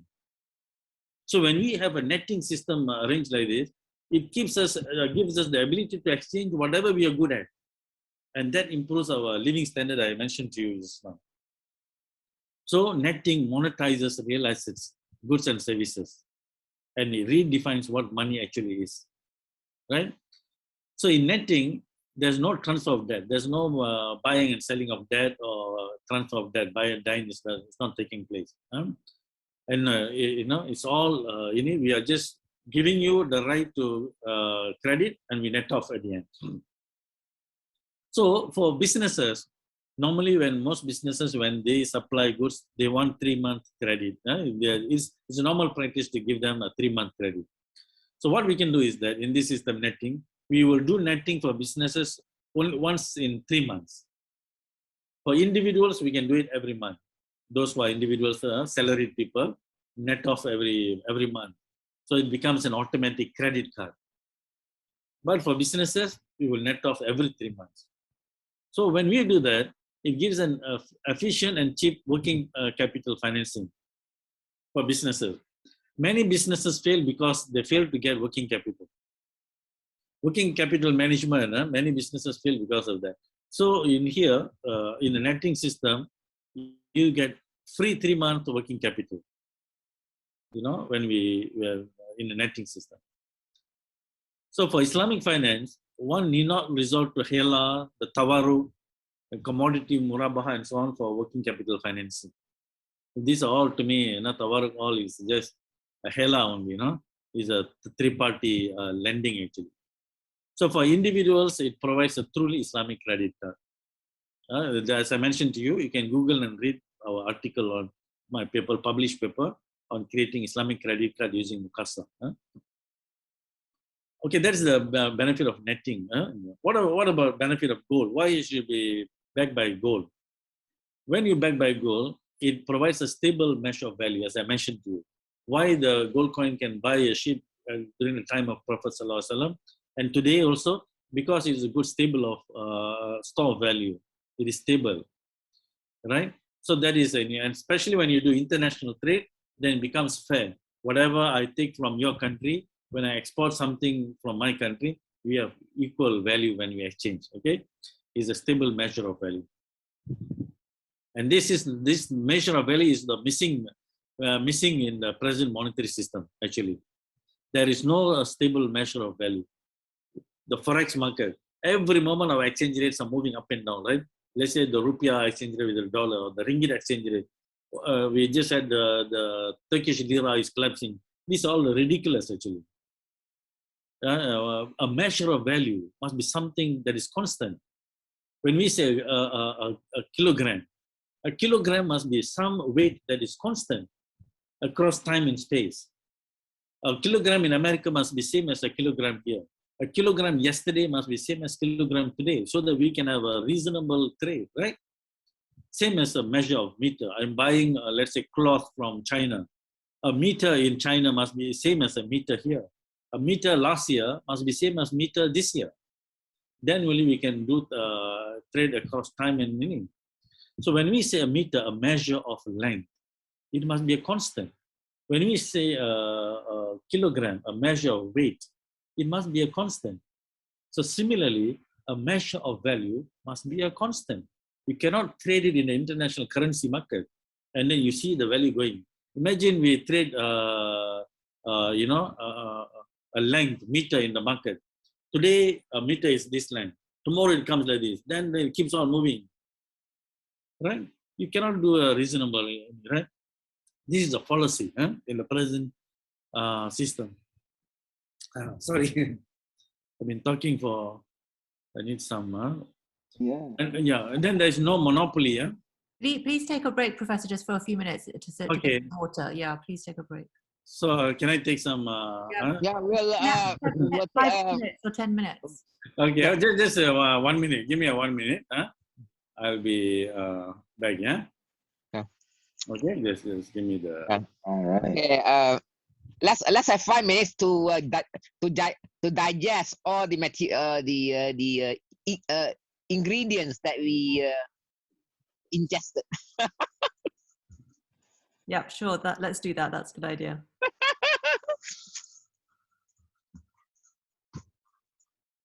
Sister Faiza, you're a chartered accountant, right? Yes. So this must be like easy stuff for you, right? Not easy, but I'm really enjoying it. Yeah, the netting of the I mean, it's like, oh, the balances, the amalgamated account, right? It's chicken feed for you. Not necessarily chicken feed, but yeah, it's very interesting. Yeah, I like this. This is yeah. Yeah. I have to say, assalamu alaikum, everyone. One of the things that just came to mind, I put it down in the chat, was it actually made me think of the example that we saw when we covered Let's. It was just like it was very similar to the Let's example, but I mean, in that case, everyone is using time credits as opposed to credits tied to some kind of monetary, money. So you all ready? I'm ready now. You're welcome to restart. Yeah, I'm okay. I've got water already. Really? Okay. Yeah. But maybe the students are the students ready, rested. Oh, very good. Okay. If the students they want to ask questions, we can. Or you want me to? Okay, little bit more. Yeah, let me finish it. Is it okay? Okay, sure. Okay, sure. Okay. Let's continue. Yeah. Okay. Let me finish it. Then we can have the more discussion. Yeah. So I'm just want to show you what are the benefits of the netting. Yeah. So as I mentioned to you, that first the measure of is a good stable measure of value when you do it with gold. When you do netting within a closed economy, if it is not backed by gold, it's fine. You can have a management within the country. But when you do international trade, you have to back it by something that is real. Okay, so that we have a fair measure of value for what we trade, and also we can eliminate the forex risk. The Nobel laureate Robert Alexander Mundell, he mentioned that a lot of volatility in the economy actually stems from the forex market. It comes from the forex market, and then it moves all the stock market and everything. Every other market is made very unstable. Yeah. So we can eliminate that the moment we go back to gold. That's why all these, even Nobel laureates, they're asking the country, even he's asking the dollar, the euro, all to be backed by gold again. Okay. You can look into Alexander Mundell, the Nobel laureate, his works on that. So there is no monopoly when international preferred currency. For example, today, when the money is entirely not backed by gold, for example, the dollar, so they can just create a dollar out of nothing. Like recently, they create almost $1 trillion of out of nothing, and they can buy your oil, they can buy these things. And anything from the international market. So you are just basically getting all this free. So that is not only true for dollar, it's also true for all currency, because all currencies are fiat. But the thing is, the advantage for the countries like US and they can actually buy things throughout the world. If our country, we create the ringgit, we can only buy things in Malaysia. I cannot even buy in Thailand, for example. Yeah. So, but once you make gold back the currency, there's no monopoly. There's no seigniorage. There's no unfair seigniorage according to any privileged party. The seigniorage is the free purchasing power you get by creating money. So it is a non-inflationary when it's gold back. The one I mentioned a few times already. And it's also stable and non-cyclical. Okay, because it doesn't create the economic cycle that you see. Why we go up and then after that we come bust, then we go up again, then we bust again.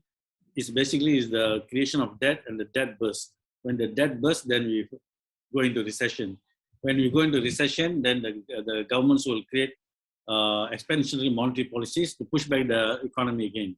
Then the economy goes back to the debt again. Then it bursts again. That's how we are moving, So that's, but in a real goal-based non-inflation system, we can eliminate all these cycles. Then the moment you go to gold back to this thing, it becomes similar to a fixed exchange rate regime. So in a fixed exchange rate regime, a lot of this thing of forex risk will disappear. When forex risk disappear, we do not need the derivatives markets on currency. We do not need the forward market on currencies, the futures market on currencies, and the options market on currencies. You need not actually, all right?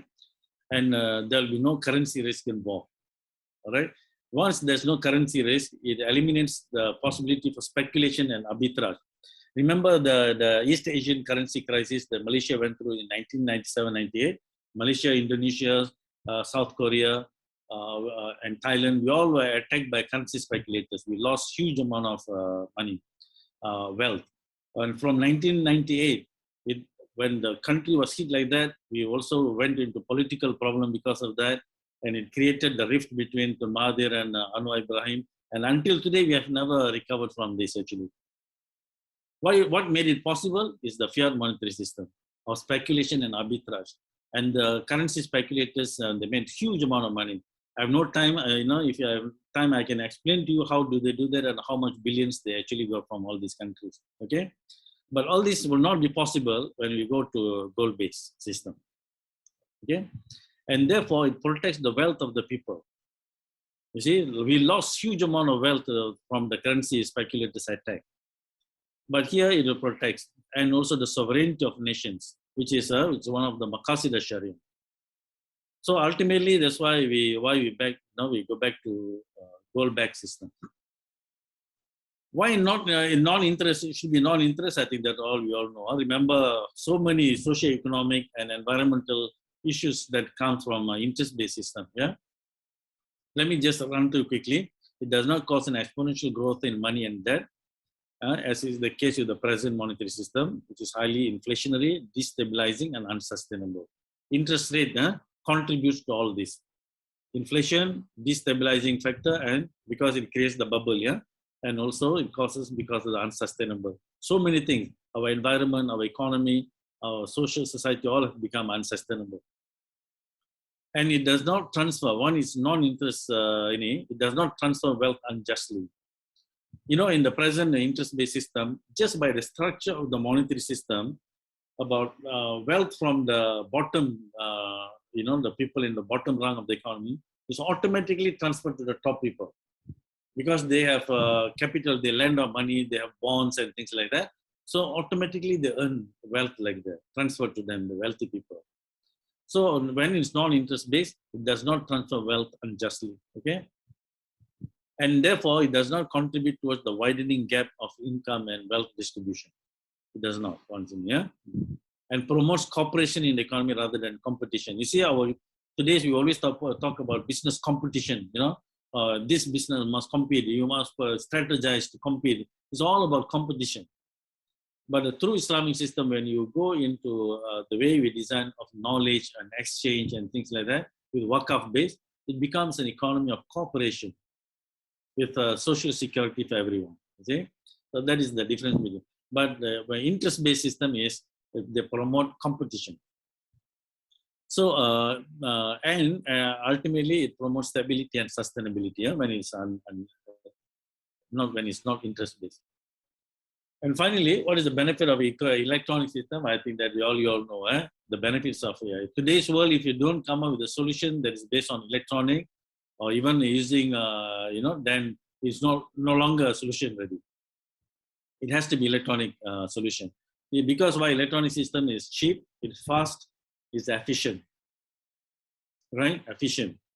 So electronic money and e-wallets. So we have in Malaysia e-wallets backed by gold. This is the way to go. And it's compatible with contemporary fintech trends, yeah? And it promotes financial inclusion. And it's a cheap and efficient way of increasing financial inclusion, yeah? And this system can be easily modified to attain a wide variety of socio-economic objectives. You want to achieve certain objectives in the economy, you can modify the payment system and these things to achieve that objective, yeah? So this is the interesting part of the electronic system. Now, this netting system something new that we are proposing? Actually, no. What I defined to you just now, it is actually is a mutual credit clearance. Mutual credit clearance, the netting system. But our system is, the measure of value is gold and it's interest-free. That is the uniqueness of our mutual credit clearance. It is the measure of value is gold. It can be anything, silver also can. You want to do palm oil also can, all these. Remember the items I mentioned? all, if an item fulfills the criteria of money, you can back it by that. So it is basically a mutual credit clearance system, all right? And the World Bank in Switzerland is also backed by, it uses this kind of netting system. And I mentioned to you commercial credit circuit in Uruguay and some of these countries, it's also a netting system. The local exchange trading systems, the LETs, and many community currencies actually structured in a netting as a netting system, yeah. Also commercial barter exchanges and our central banks. Our central banks, they do bilateral payment arrangements and multilateral payment arrangements.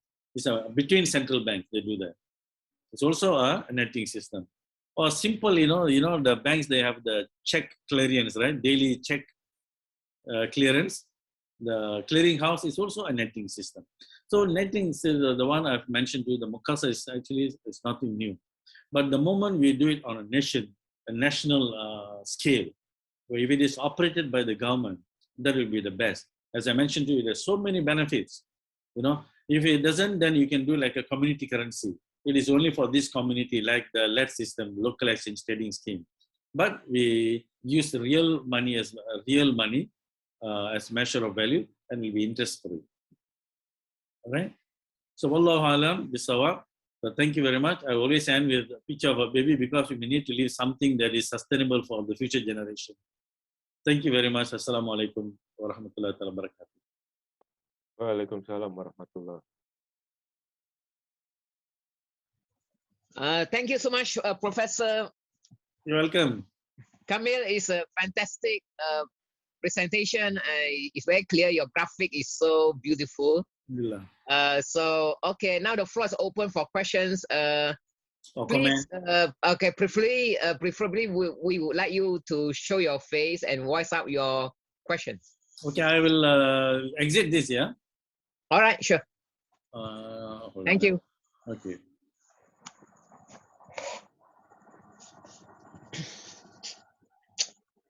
So, any comments, any questions? Do people want to raise their Can I hand? start, Prof? Or, Okay, please, yeah. Yes, Prof. What I want to say this time is about gold. Yeah, I totally agree that gold reduces inflation, but does not totally eliminate inflation, because I realized, right now without gold, inflation is like crazy because anyone can just print paper money. When we use the gold-based currency, then that kind of risk is eliminated. But it doesn't mean that there won't be any inflation, because inflation is affected by many other things, especially supply and demand. Like supply of gold will affect inflation, and then supply of the other commodities will also affect prices. Do you agree, Prof? Okay, thanks for the question. This is a very common, this thing. You see, you mentioned correctly that it is actually from the supply and demand side, price of things, okay? So what happens is that in the present system, because the system continuously creates money in the form of loan and growing, so you have a constant rise in inflation. In the real Islamic economic system, what happens is that inflation happens when the system is disrupted due to natural forces.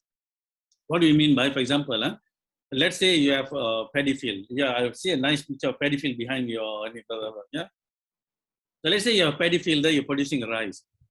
Then suddenly there is a flood that comes and let's say destroys part of a paddy field. So in that period, the price of rice will go up. So when I use gold, I have to give you more gold in order to get the same amount of rice I used to get before. So in that period, there is price increase. But the following period in a normal then let's say the economy, the weather all now normal, then your supply of paddy is normal again. Then the price will go back to the initial pricing when the supply comes back again. So what happens? So basically, you're right. It is basically supply and demand. So when the supply of my rice goes down, so I have to give you more gold to get this thing. But when you see over period, what happens in the horizontal line, the price will go up and down, but just hovering over the horizontal line. That is the evidence, found by Roy Jastram and our friend Dr. Abdullah, Adam Abdullah, for 2,000 years of data. Yeah. Yeah, so far I totally agree with your theory, but it has been 10 years since I left your class. Yeah. And so far, no good responses coming from any government, because when we use gold, at the end, we doesn't really need the money to produce the currency, because any pure gold can be used as money, right? Again, can you repeat that? I mean, if we use gold, then I mean, why no government is interested with your idea? I remember I mentioned now it's highly political. Yeah, because it eliminates the power of the government to control money. No. Because any gold can be used as money. Like, because I used to work for a gold mining company. Okay. When we produce gold at a certain standard, like 18 carats or 24 carats, and certified by the international organization, then it is just as good as money. It is money. So the government is losing power in controlling their money. Is it correct? No, you see, there are two things. Two things. One thing is, if you go into any government, just as I mentioned to you, any government that tries to go into use gold as money is highly political. Then what is happening is that you're undermining the dollar as the global currency. You get it now? That means today, for example, you have gold, you're producing gold. The US can actually produce the dollar electronically out of nothing, and they can give you the dollar and take your gold.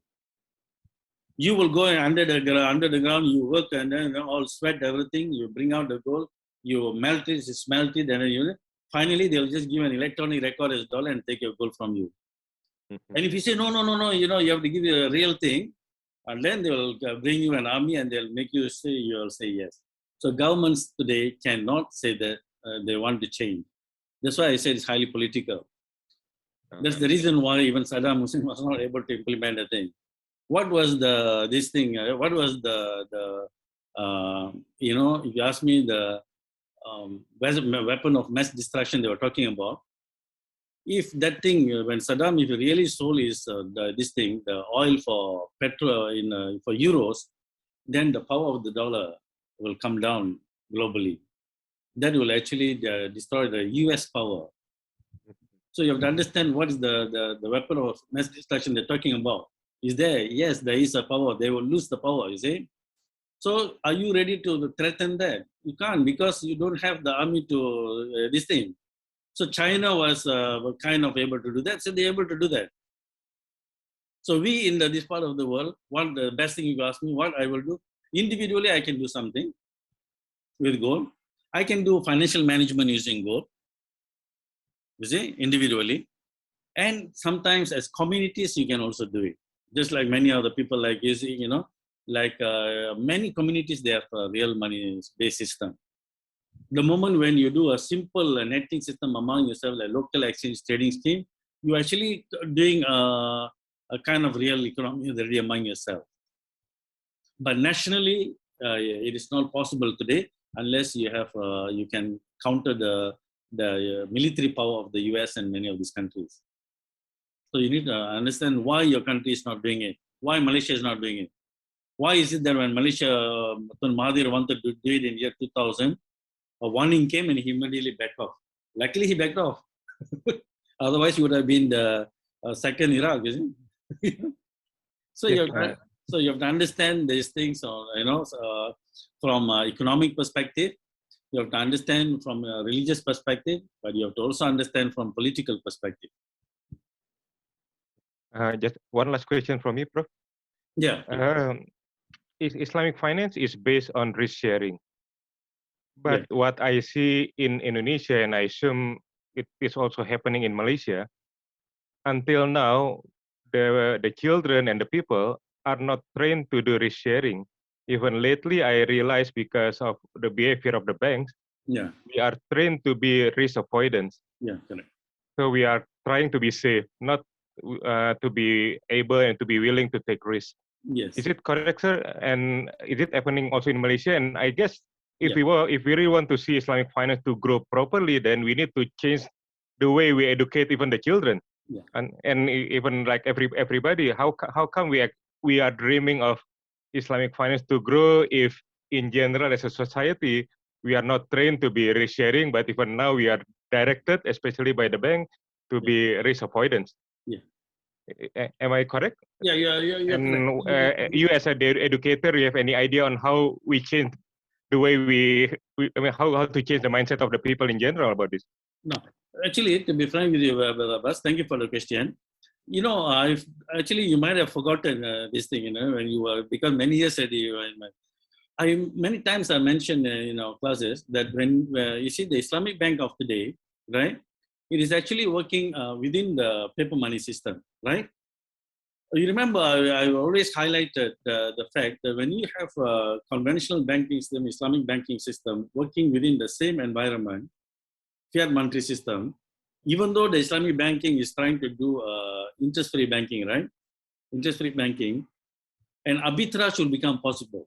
And arbitrage is a profit, but because of different pricing in this thing, you can buy and sell between the conventional and Islamic banking, and you can make profit out of it. It's called arbitrage. The same like the currency arbitrage that I mentioned just now, how the speculators attack, you know, right? So arbitraging and speculation exists between all markets. They're all connected. Commodity markets, money markets, you know, stock market, they're all connected.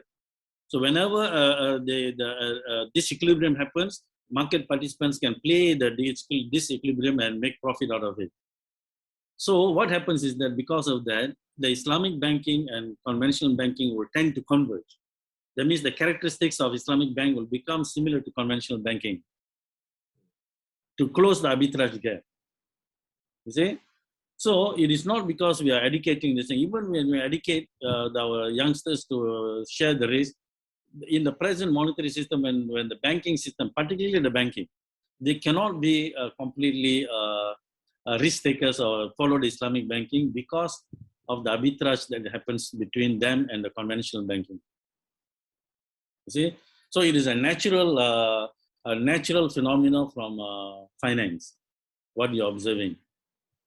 So that is the reason you want people to, we have to have alternative money and this thing working at the same time, where people can see the real arrangements. And that's why cooperative models are very good as to counter this here.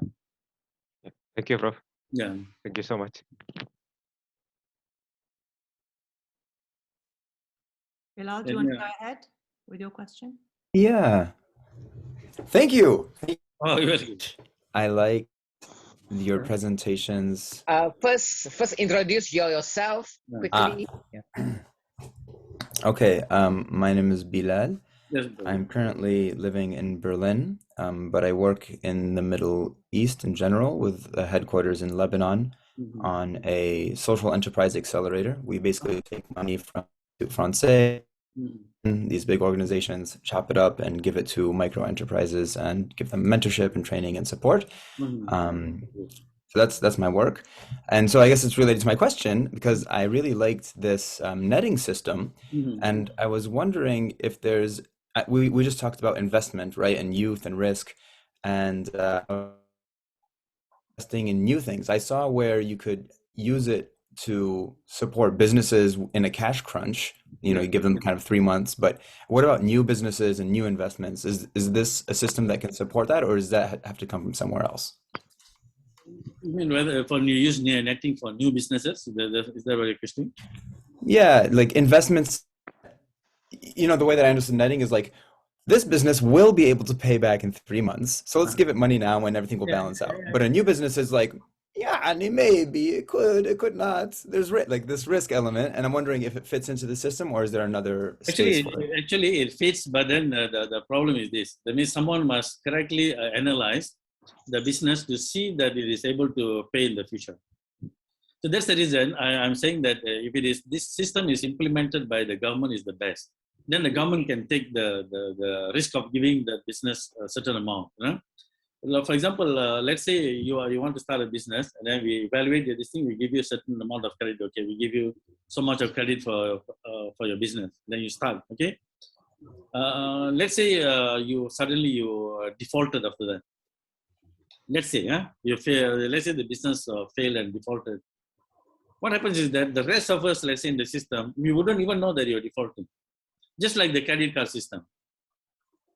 Just like credit card system, let's say you are your credit card, then this month you're unable to pay back your card balance. Nobody else in the system will know except the operator. The rest of the system will continue as the normal.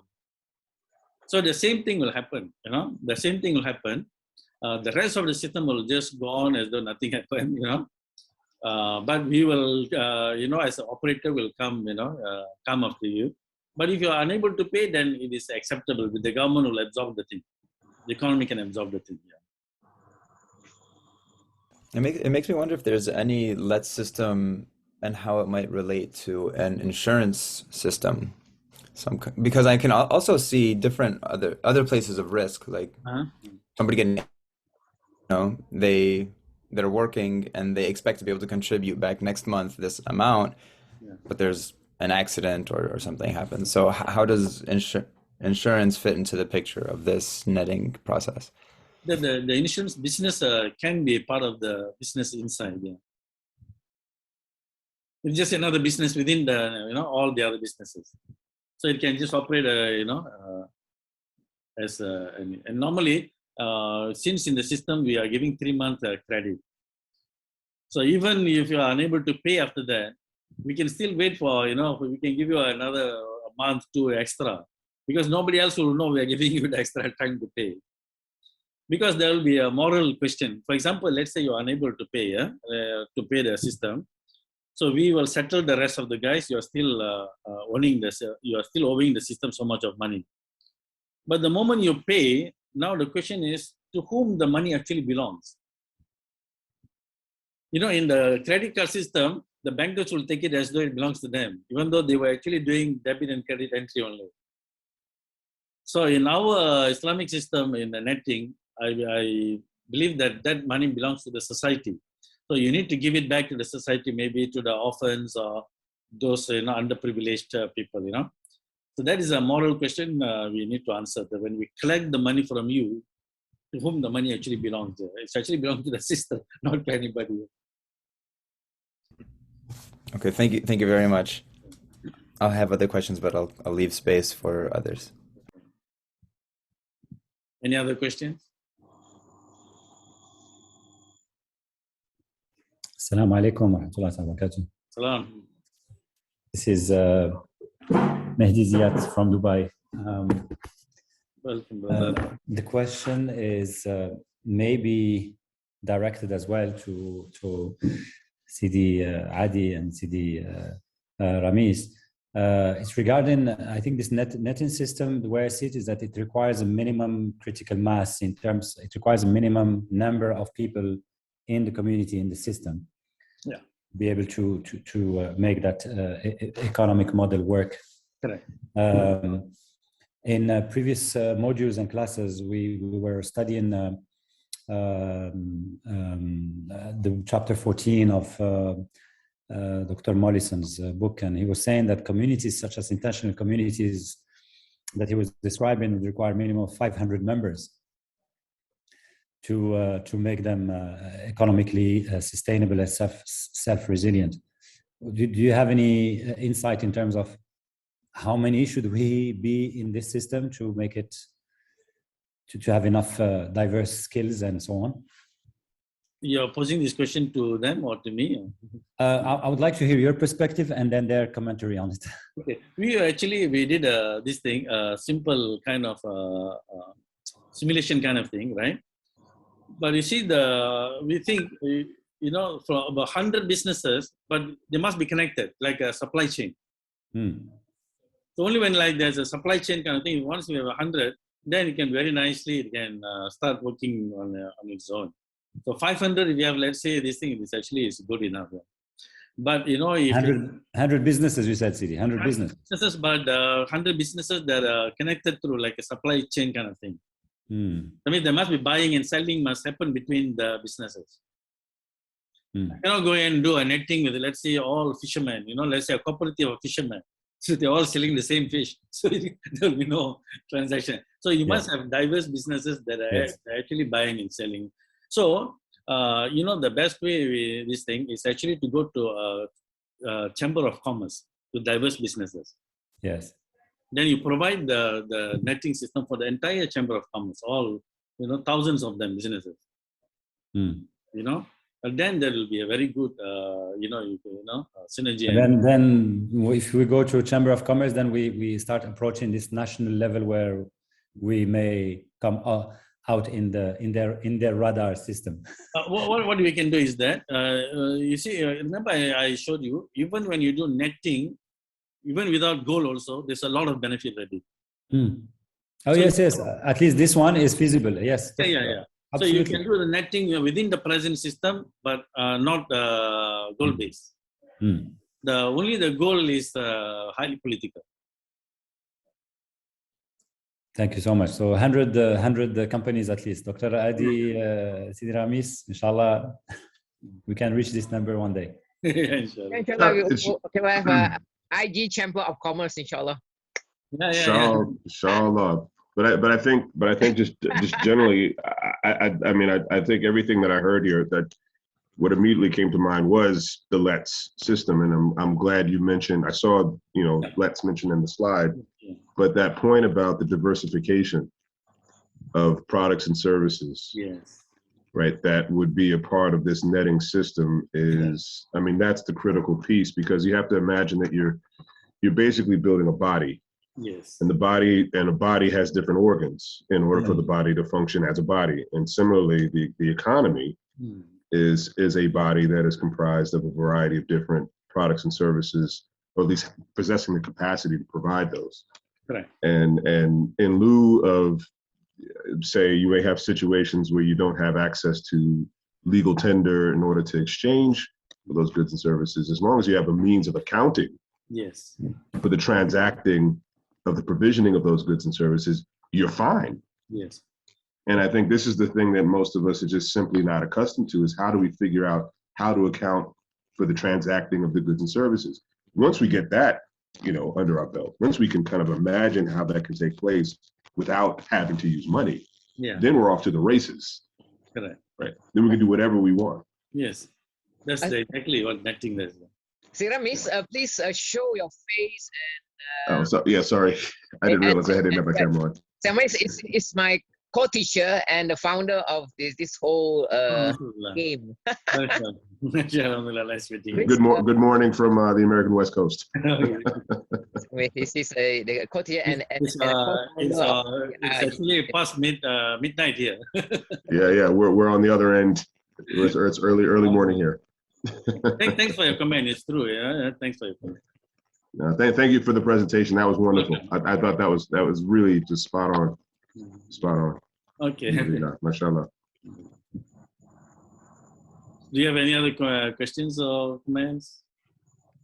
I just wanted to ask, thank you so much, Professor, for your presentation. I really enjoyed it. I know that you briefly went over one slide and you thought it would be, you didn't want to take time, but I know that this was a question that we were debating about in class. So I'd love for you to be able to go back to that slide if you have time. Okay. To just sort of discuss that, because it was a contentious little kind of discussion we had. Friendly, contentious. But yeah, it'd be nice to have your views. You want me to go ahead? Let me share the slide again. Sure. Okay. Is it about the Bitcoin thing? Yeah. Oh, the Bitcoin. Okay. Oh, this is gonna this often starts fights. We thought we could finish the session with a big bang, like a little bit of conclusions. Yeah, this one, huh? This slide, right? Yes, that's right. Yeah, this one. Yeah. Okay. This slide actually I presented some time ago. Analyzing cryptocurrencies like Bitcoin from Islamic perspective. Yeah. So there, I was showing. Okay, we ultimately when we talk about money in society, these are the kinds of money that happens. Yeah. First is accepted by people due to legal tender. Excuse me. Okay, legal tender. So this is for example, two. One is accepted by people on their own free will. All right. So what is accepted by the people because it's a legal tender you can see that all national and fiat currencies and coins and e-money, these are all, we accept them because it's legal tender, right? And they have no intrinsic value, isn't it? Huh? So this is number 4. Then you can see that's accepted by people due to legal tender, but having intrinsic value. So for example, sovereign dinar, the dirham and sovereign precious metal coinage and of past, the gold standard of the past, Bretton Woods, these are all legal tender, but also having intrinsic value. You follow, right? Now here, accepted by the people on their own free will. The legal tender means is is forced on you through legal means. But here on your own free will, for example, you accept Bitcoin. Use Bitcoin to buy things throughout the world or whatever, for buying and selling things. So that is actually you are using it on your free will, but it has no intrinsic value. So privately issued virtual currencies, cryptocurrencies, they all come under this category. And then this one accepted by people on this thing, but having intrinsic value, like privately issued dinar coins or dirham coins. In Malaysia, we have some states that has issued dinar coins. So these are all, you accept them on your own will, and at the same time, they have the intrinsic value. Then other things I don't have to show you. Many things are rejected by people. We don't accept cars and iron rods and things like that as money. Even though they have intrinsic value. And then existing but obsolete national currencies. These have no longer. They are rejected by people already. Even though they have no intrinsic value. So these are the 4 categories in the quadrants people use as money today. Right? And our Sharia scholars will tell you, if you see all 4, they will tell you, okay, acceptable. So even if you see cryptocurrencies, most Sharia scholars, they say it is still money. It must follow the rules of Asarf exchange and everything, riba, everything will apply. So these 4 quadrants. But from this thing, what will happen is that these things, whenever they have no intrinsic value, ultimately they will collapse and they're to zero value. They'll become obsolete, just like national currencies of the past. Right? They'll become obsolete. So that is this thing. So ultimately, anything that have intrinsic value, quadrant 1 and 3, I would say these are the Islamically accepted money. That will create a transaction that is fair. Whereas this one, it has an element of injustice, especially the sinoraj. And the unsustainability of things actually arises from this, because it has no intrinsic value. Okay, so Sharia scholars generally will tell all 4 okay, but in this is the ultimate true Islamic money, 1 and 3. So whether it's a legal tender, but you have this, whether you're doing it free will, but you have this, to me is fine. I hope I think the point here is that, when we read the classical conception of money, when we read Ghazali, the main idea is that money is basically something that should be embedded in the real economy, right? So and therefore that criteria is important.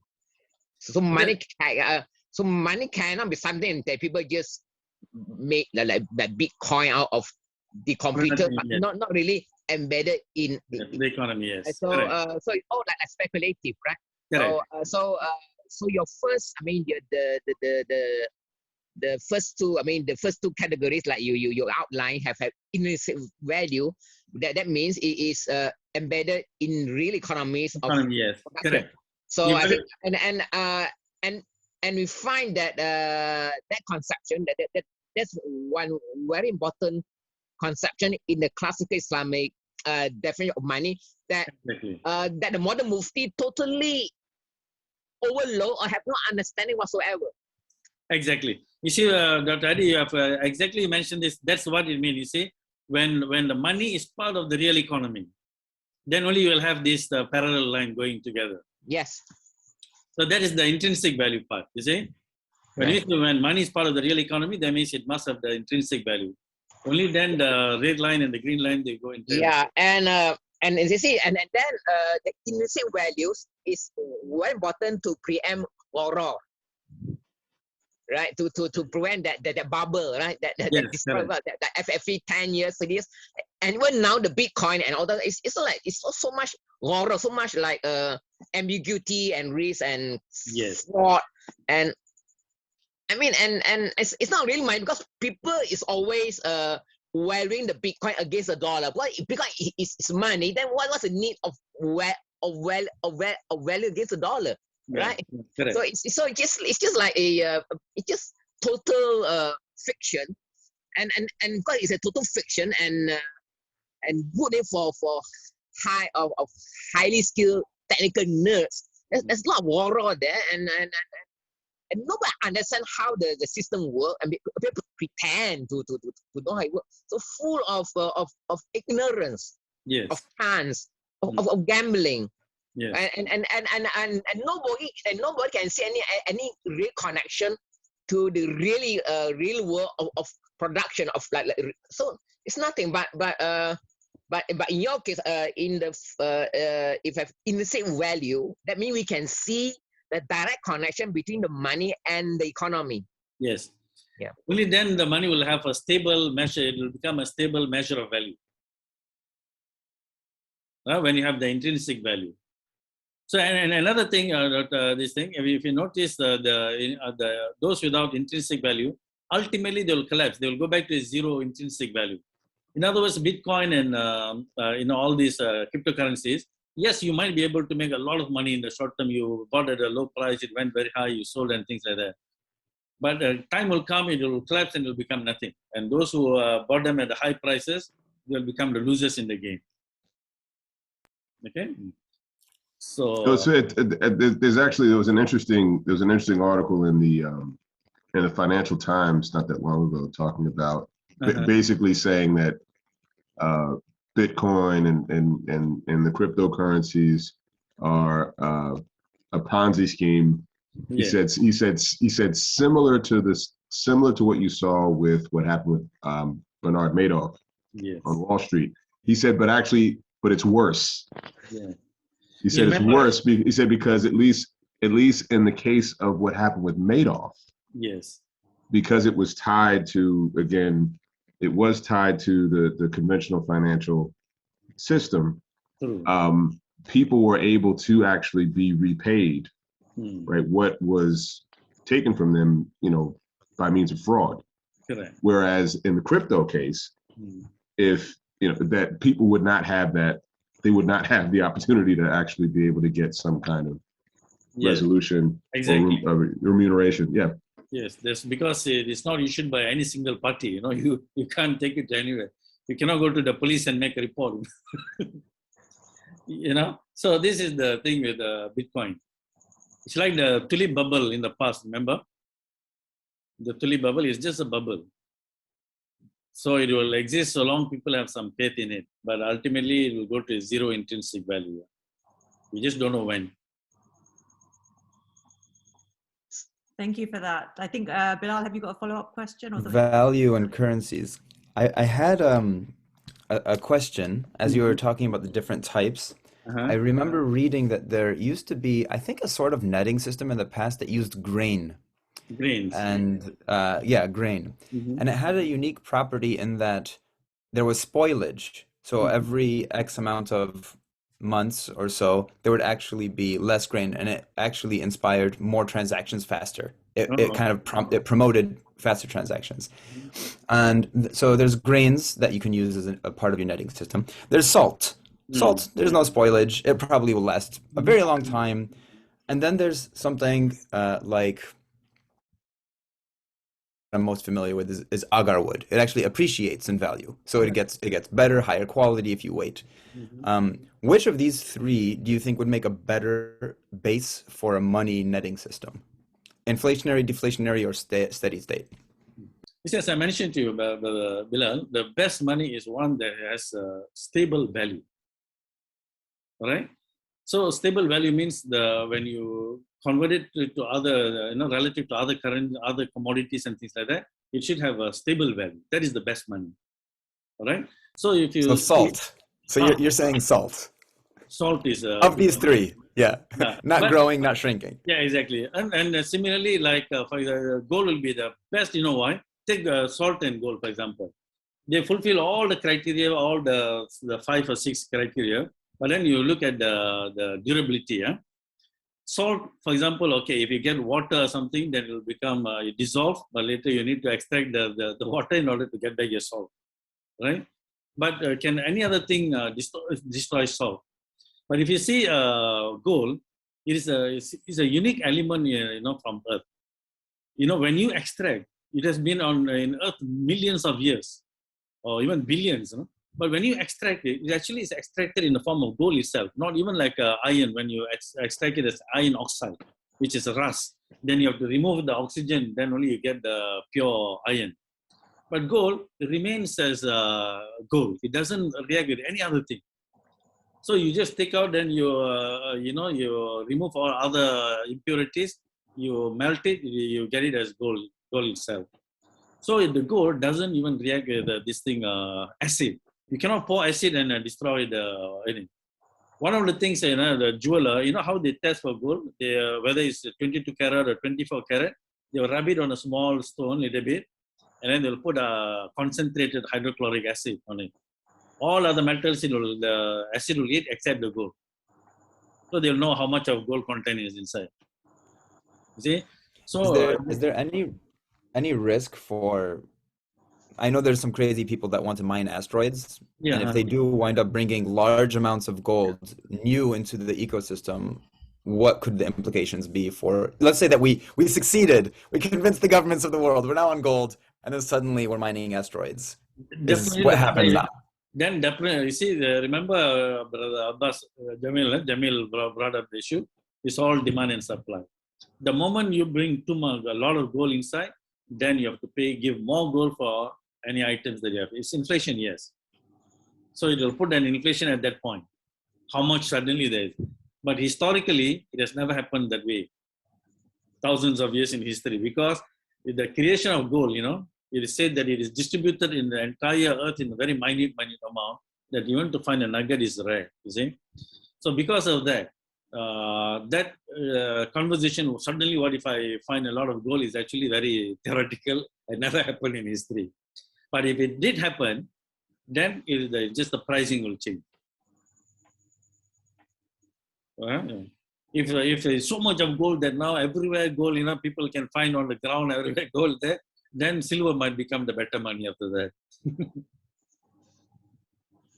See, that is all demand and supply. Allah subhanahu wa ta'ala mentions specifically that, that gold and silver, for example, those people who keep gold and silver and do not spend in the path of Allah subhanahu wa ta'ala, tell them of severe punishment. You see how Allah subhanahu wa ta'ala says in the Quran, those who keep gold and silver, it didn't say dinar and dirham. Those who keep gold and silver and do not spend in the path of Allah. You see, it gives you a simple idea. Allah subhanahu wa ta'ala is asking you to use gold and silver as money. Isn't it? And I think that the other interesting thing about that point is also the one of the hadiths of the Prophet ﷺ about that if one is making a living to accumulate wealth or to show off, right, that person is on the path of shaitan. So this warning off, or this this prohibition from, again, holding wealth and not providing a means for there to be the liquidity necessary in order for people to have an economy, for people to be able to live a life. And again, if we draw another parallel to the body, I mean, hoarding or accumulation is akin to a blood clot. But what happens when you get a blood clot? It's not properly circulating, isn't it? It's not properly circulating. The body ends up, something's going to happen. It's a leakage, yes. That's why, in economics, when we analyze economics, it's very important we analyze the movement of real things in one cycle. Then the opposite cycle movement is actually the accounting for this. It is just the measurement of all this, the real thing. So which is the money? But in the today's system, when you look at the balance sheet of a business, you will find, okay, I have land, I have assets, I have commodities, stock, and so on. But you have cash. The cash is actually in the present system is virtual. It's not real. So we are taking virtual things and real things, and then we are adding them up, and we are balancing our account, which is not right. It has to be everything real, as Dr. Adi was saying. Okay.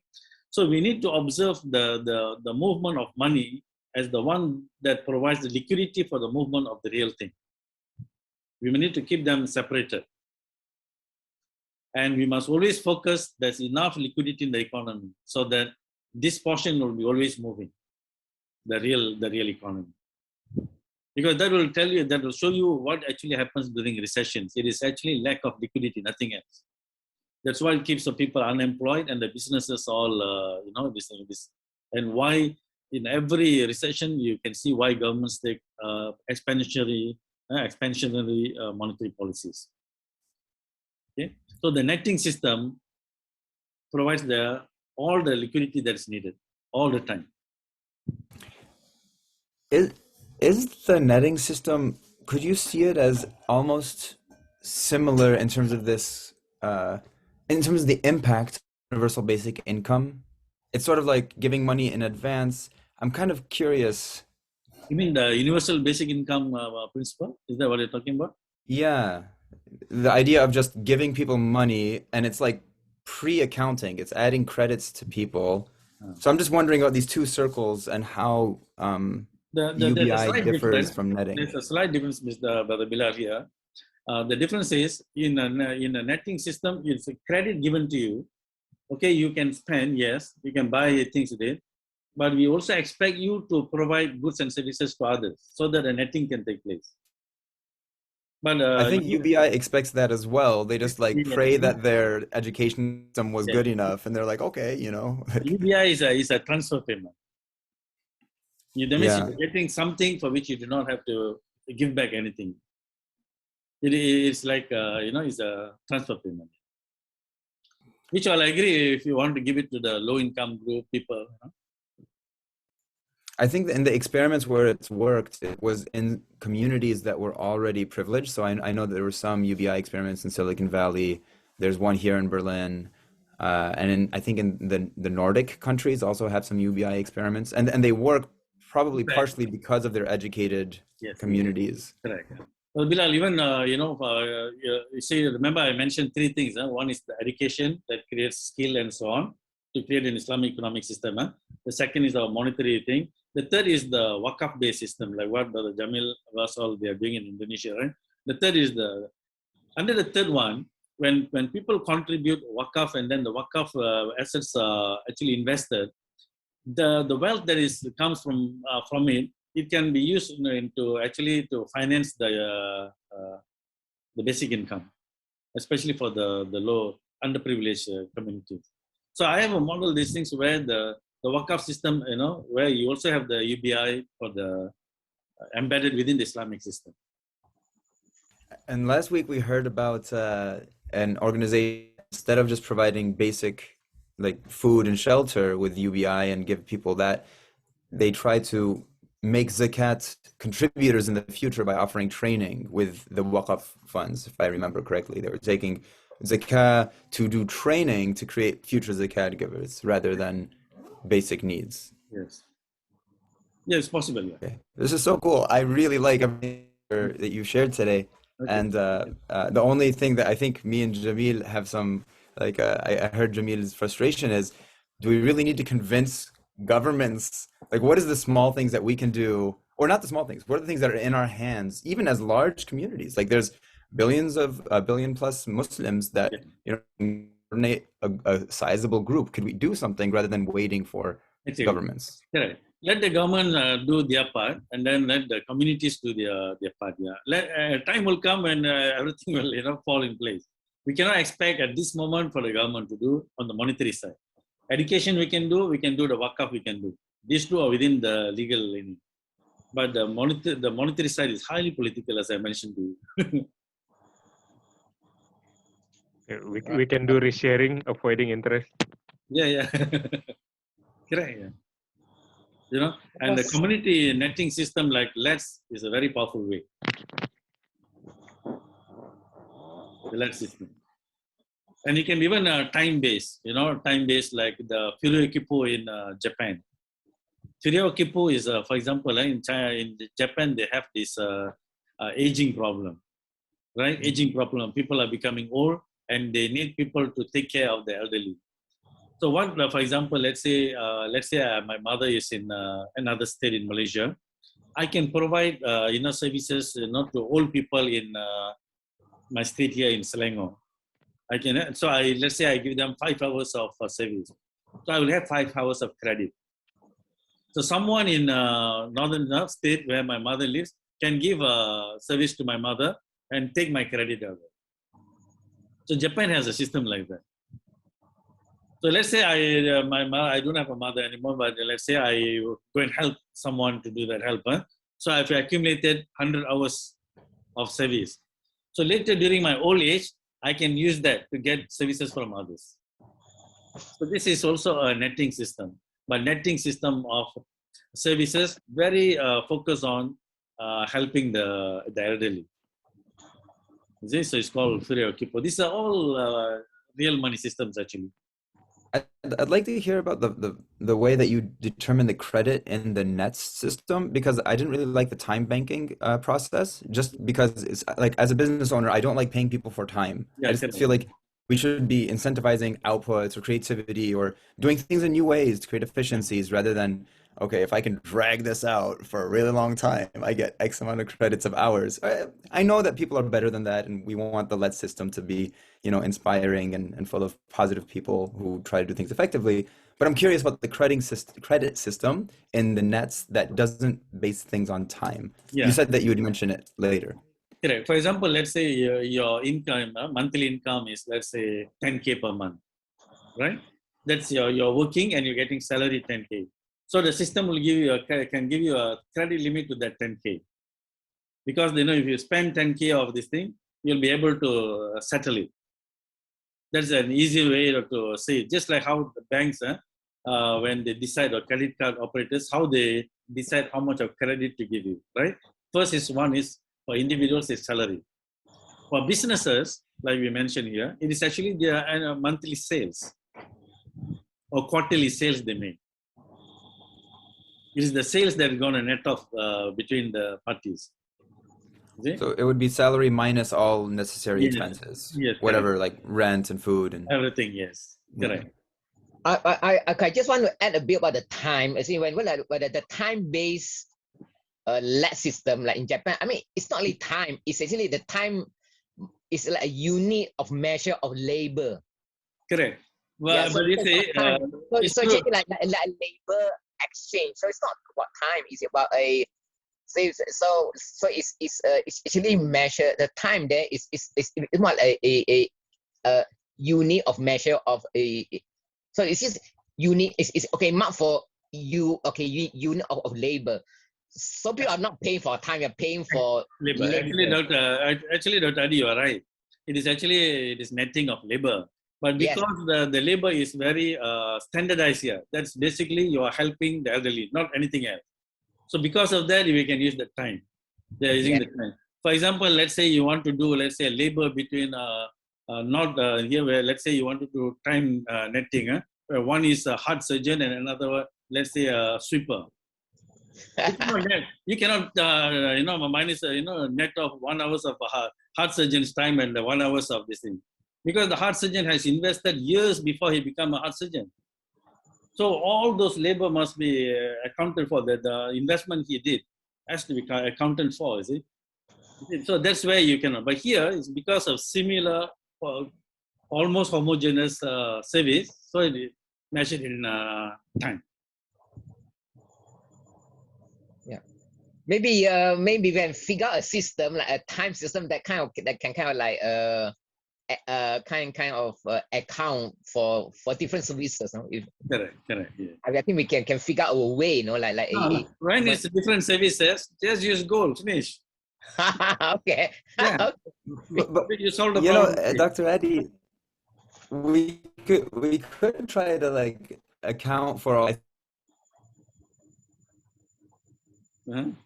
Oh, Bilal, you're hanging already. Yeah, I mean, yeah.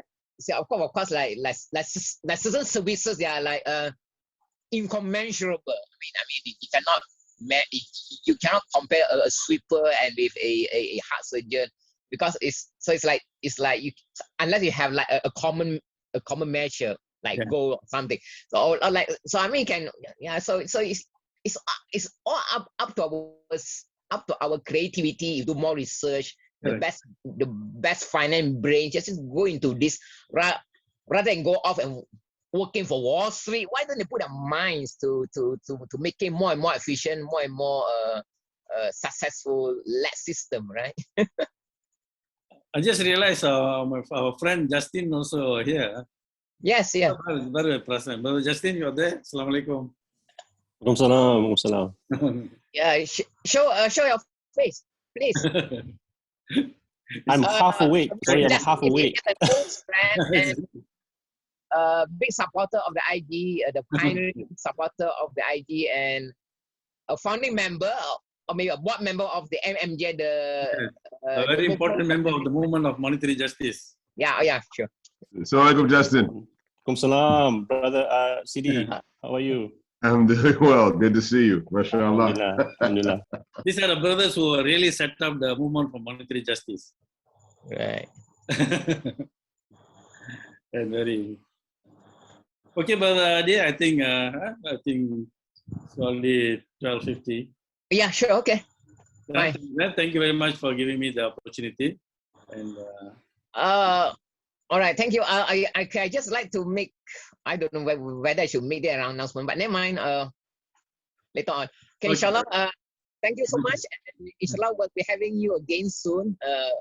Next, maybe after Ramadan, because it's so important your presentation in giving Muslim monetary literacy, right? Okay. To understand how the money works and how the money must be connected to real economy. And that's so important. And in fact, Imam Al-Ghazali in his in book 13 of the Ihya, there was a section in which he says that people who like merchants and businessmen, they must know the science of money. Yeah, he did say that like explicitly. People everyone who trade, even like you go and buy and sell, everyone who trade must know the science of money, must learn the science of money. Yeah, insights are amazing actually. Yeah. So inshallah, we'll be having you and often, and inshallah, I think that the whole world will benefit from you. And because you are only person, a Muslim whom I know who is able to present like proper presentation of money, but the rest are non-Muslim. Alhamdulillah, what you do is how to see how all these things can fit into your IGE, you know, and like what Brother Abbas, Kameel Abbas doing, how to see how it fits into the model. Very nice. Yeah, sure, and that's where the money system, that the Islamic money system that you presented fit into all this and make everything run. So we need the oil, we need the lubricant, and the lubricant is the money system. Yes, so without that, the IG, I mean, it's just like a static thing. It's like a car with no petrol. So alhamdulillah, thank you so much, and shukran jazilan. Inshallah, shukran to everyone. Thanks for Thank you. Jazakallah khair. We really appreciate it. We'll meet again. Thank you, sister. Inshallah. Thank you so much. So clear, so concise. I love how you spoke. Thank you so much. Hey, Dr. Eddie, did you give everybody the news? Did you tell everybody the news about the news we got a couple of days ago? Oh.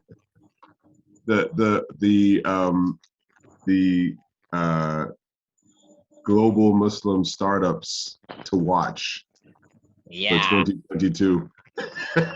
Yeah. So I don't. Yeah. Did he tell you?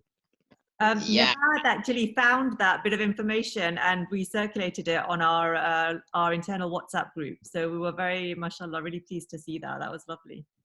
Yeah, that was a surprise because the thing that immediately came to mind was, oh, we're a Muslim startup. Yeah. I mean, the best part was it says funding undisclosed. Yeah, funding undisclosed. I like that. That's something like sneaky, like it was funded by the CIA or something, no, or by Mossad. Yeah, that was probably the one of the funnier aspects of the story. But yeah, that was one of these really great unexpected surprises. Global Muslim startup to watch for 2022. So and you're all involved. You're all involved. I've talked to Professor Kameel about the possibility of him offering like a proper course, like maybe a 10-module course on Islamic money system. Inshallah, post Ramadan.